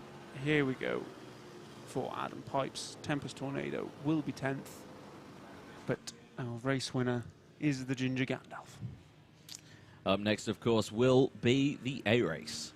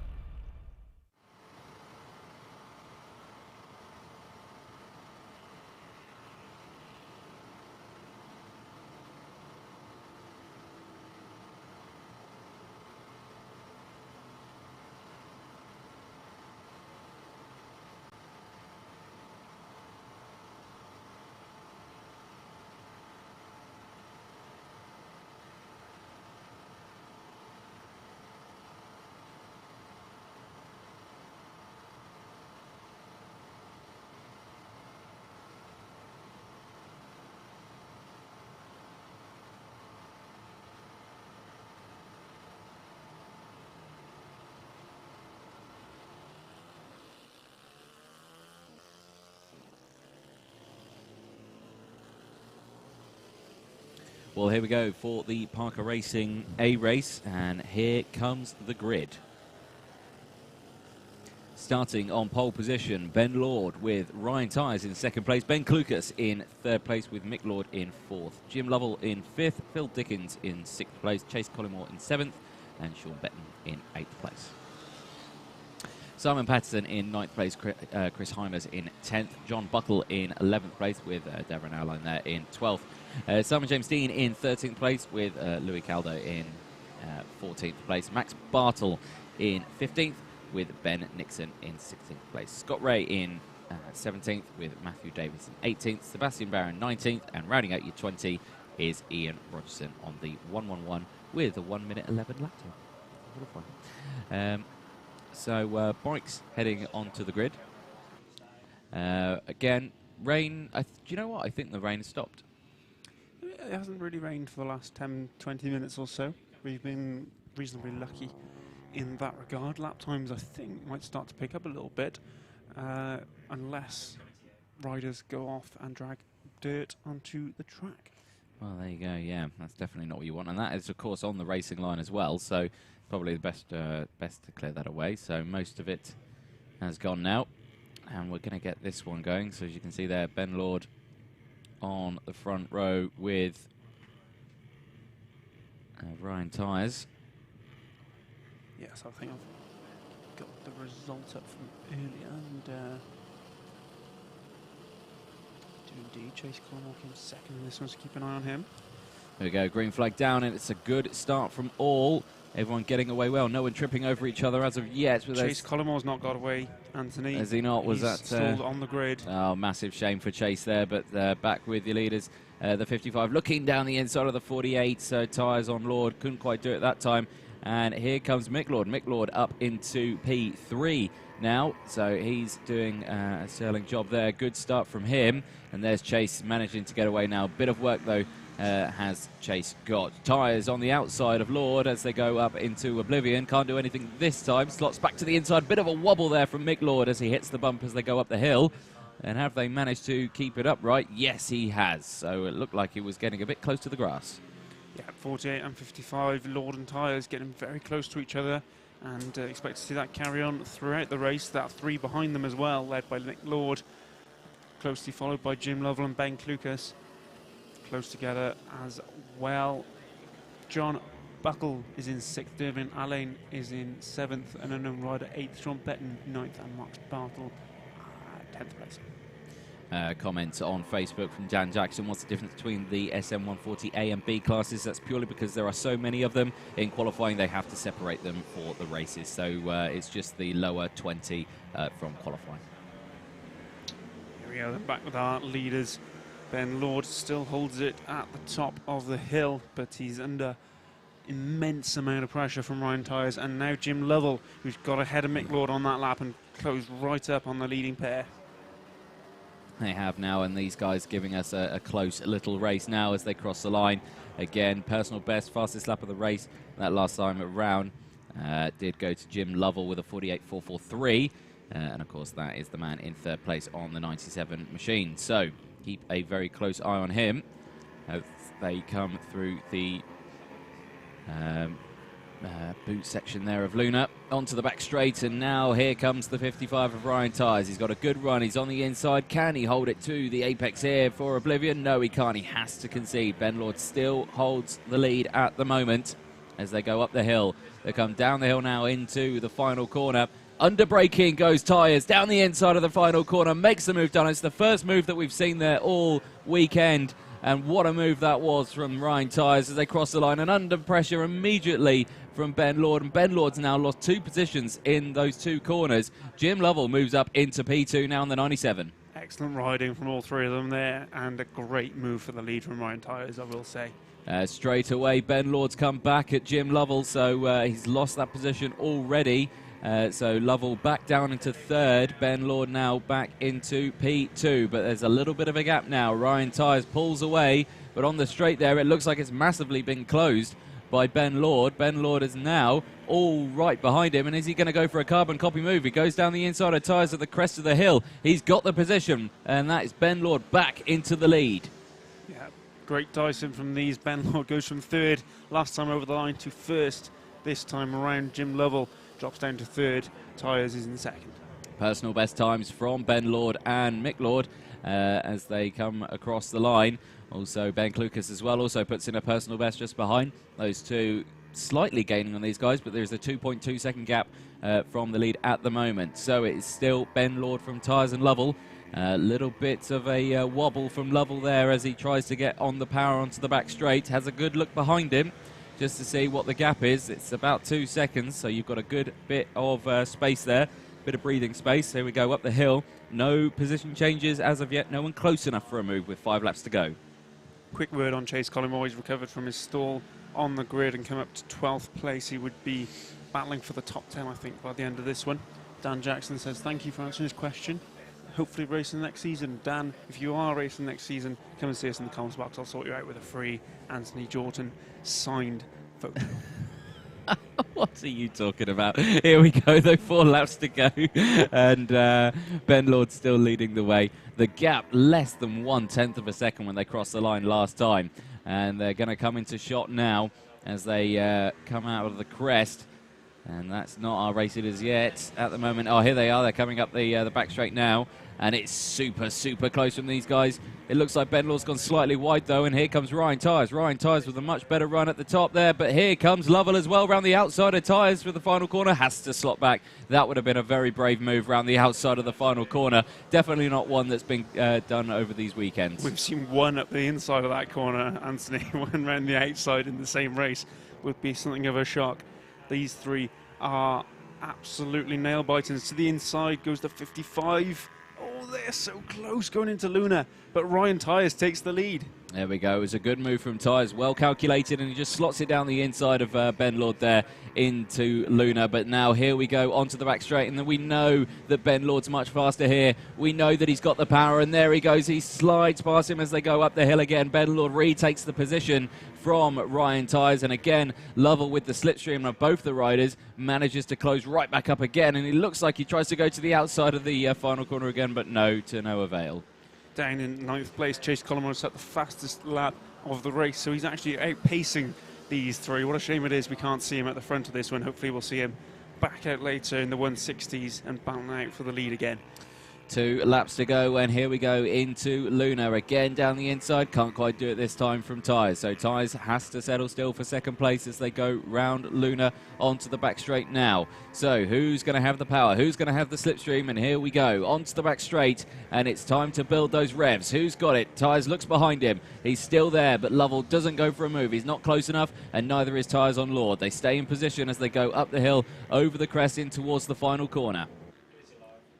Down the hill they come. Anyone looking at the inside? No, thank you. They'll see the last lap board now, Anthony, and that might set a few things going in their heads. I suspect it probably will. We've seen Tyres go for late lunges through this race. He sets a new personal best time this time of a 48.489, so he's got the pace. Mick Lord also 48.902, new personal best, and he's got the inside line into Luna. Can't do it, but here comes Lovell around the outside. No, again, he can't do it either, so he's again still in the same positions as we build the revs up again onto the back straight. Now again, Ben Lord still in front, Tyres behind from Lovell, and let's see who can get it this time. They build up the revs as they go down the straight. They can't quite get close enough, can they? So they still stay in the same positions, and it's the final corner time, and here comes Tyres. Tyres looks to the inside of the top of the crest, can't do it, slots back into position. Lovell down the inside, and here comes Tyres. Can't do it, stays in that position. Lovell goes to the outside. Is he going to try and get the switch back? He can't, so it's going to be Ben Lord from Ryan Tyres and Jim Lovell across the line. Cracking race. Fantastic stuff from all three of them. Through 4th place comes Mick Lord, well earned, Ben Lucas. Then in 5th, 6th is the unknown rider. Chase Collymore is going to come through in 7th. Great recovery from him. He beats out John Buckle in 8th place, just crossing the line now. And then Dervin Alain and Sebastian Barron actually nicks in front of Dervin to take 9th and 10th. There we go. So cracking race from the stock 140s for the A race. We head over now to the Super Minis. They are going to be next up on circuit.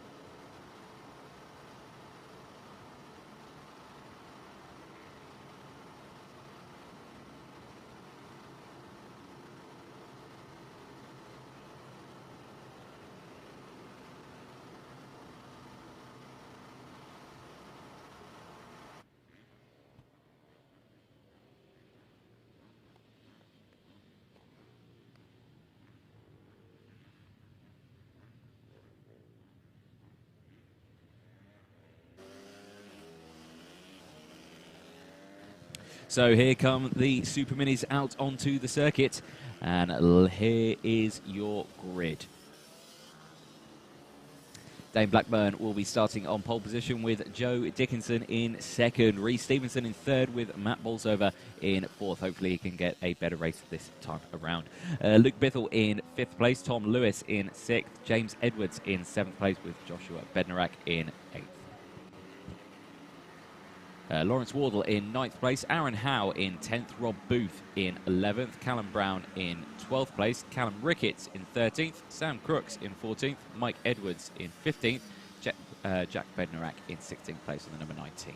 Mark Evans in 17th place, Dean Bednarak in 18th, Simon Chambers in 19th, Nathan Smith in 20th. Rounding out your grid of 21 bikes is Mike Smallboat. Good race this one earlier, Anthony. Hopefully more of the same coming up now. Hopefully so. Joe Dickinson, Dane Blackburn, Reece Stevenson, Tom Lewis, all good riders. Do I dare say it looks like it's brightening up? I think you can go that far. I mean, this shot particularly doesn't really show quite how bright it's become. Yeah, to the right of our comms box is quite favourable weather. To the left, which is where you're looking, a big grey cloud remains. Yes. So here we go on the grid. Final visor check for Reece Stevenson. I think that's Dane Blackburn, isn't it? Nope. No, you're right. It is Reece. No, it's. It's the Reece number Stevenson. says 555. It's Reece Stevenson. Yes. You can tell by his helmet. There we go. But there we go. Flag up at the back. We haven't got a flag up at the front yet. Flag goes down at the back. There we go. So not ready as of yet. I'm not sure what we are waiting on. I can't see anything on the side. So it looks like we're ready to go this time. Flag back up at the back. Flag up at the front. And we are good to go racing. Flag drops and we're away. And it's a great start from your leader, Dane Blackburn. Joe Dickinson holding on to that one. Reece Stevenson with a better start this time, managing to hold on to 4th place. So only dropped down 1 position this time. Yeah, good start from all. There's no one remaining on the grid, thankfully, in this race. So all getting away. So again, as they go through, 3rd place is the 30 of Tom Lewis. So managed to get that position from Reece Stevenson's across the line. Dickinson comes back at Blackburn, takes the lead. In fact, Blackburn's not got the pace at all down the straight, loses 2 positions. Yeah, so I think he was a bit startled by the first one and then really startled by the second one of Tom Lewis, who just sent it down the inside there. And yeah, he manages to lose 2 positions from that one. And so Dickinson leads from lap 1, although he's under pressure now from Tom Lewis into turn 1. he is indeed Tom Lewis. That's the fastest lap there on the first lap, 46.880. So he's definitely got the pace. So let's just see what happens as we carry on through this race. 8 laps to go. And round Luna, and let's see what they can do on the pace. And there he drops the bike, gets on the power too soon, and the bike goes sliding, runs to recover it. But as you can see there, because it's the start of the race, all those bikes are so close. Tries to get that bike going, but massive shame there for Tom Lewis from 2nd place. Yeah, Tom Lewis out of the contention for this one. And it looks to be we have a new 2nd place man, I think. Anthony, is that Reece Stevenson I've seen? Yes, it is indeed. He's taken Dane Blackburn on this one. Luke Bithell is now up into 4th. That's James Edwards in 5th as well. And we've got 2 riders down here and another one struggling on the exit of Luna. That's I think 30. Tom Lewis, Sam Crooks, Aaron Howe, I think, have all gone down, and a red flag has come out for the Super Minis Race 2 here with 7 laps to go. And I believe this is due to the incident at the top of, or the beginning of Oblivion. We've got Tom Lewis, Sam Crooks, believed involved. But red flag has come out. And this race will be paused, which is a shame, as it was shaping up to be a good race. At the front, Dickinson and Stevenson getting the better of Blackburn in the early stages.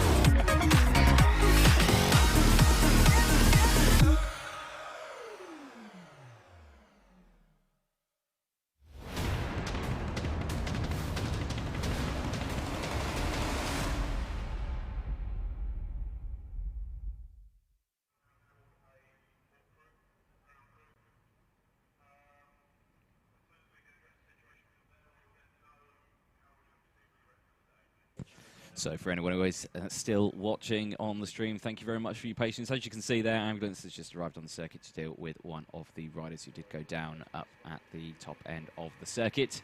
So he is being tended to at the moment. So we will get this hopefully underway soon, making sure, of course, the rider safety is the #1 priority, which, of course, why this has been called to just doubly make sure everything is all in order. So you can see there the incident at the top of Oblivion there. But yeah, we'll try and get the racing underway, hopefully very, very soon.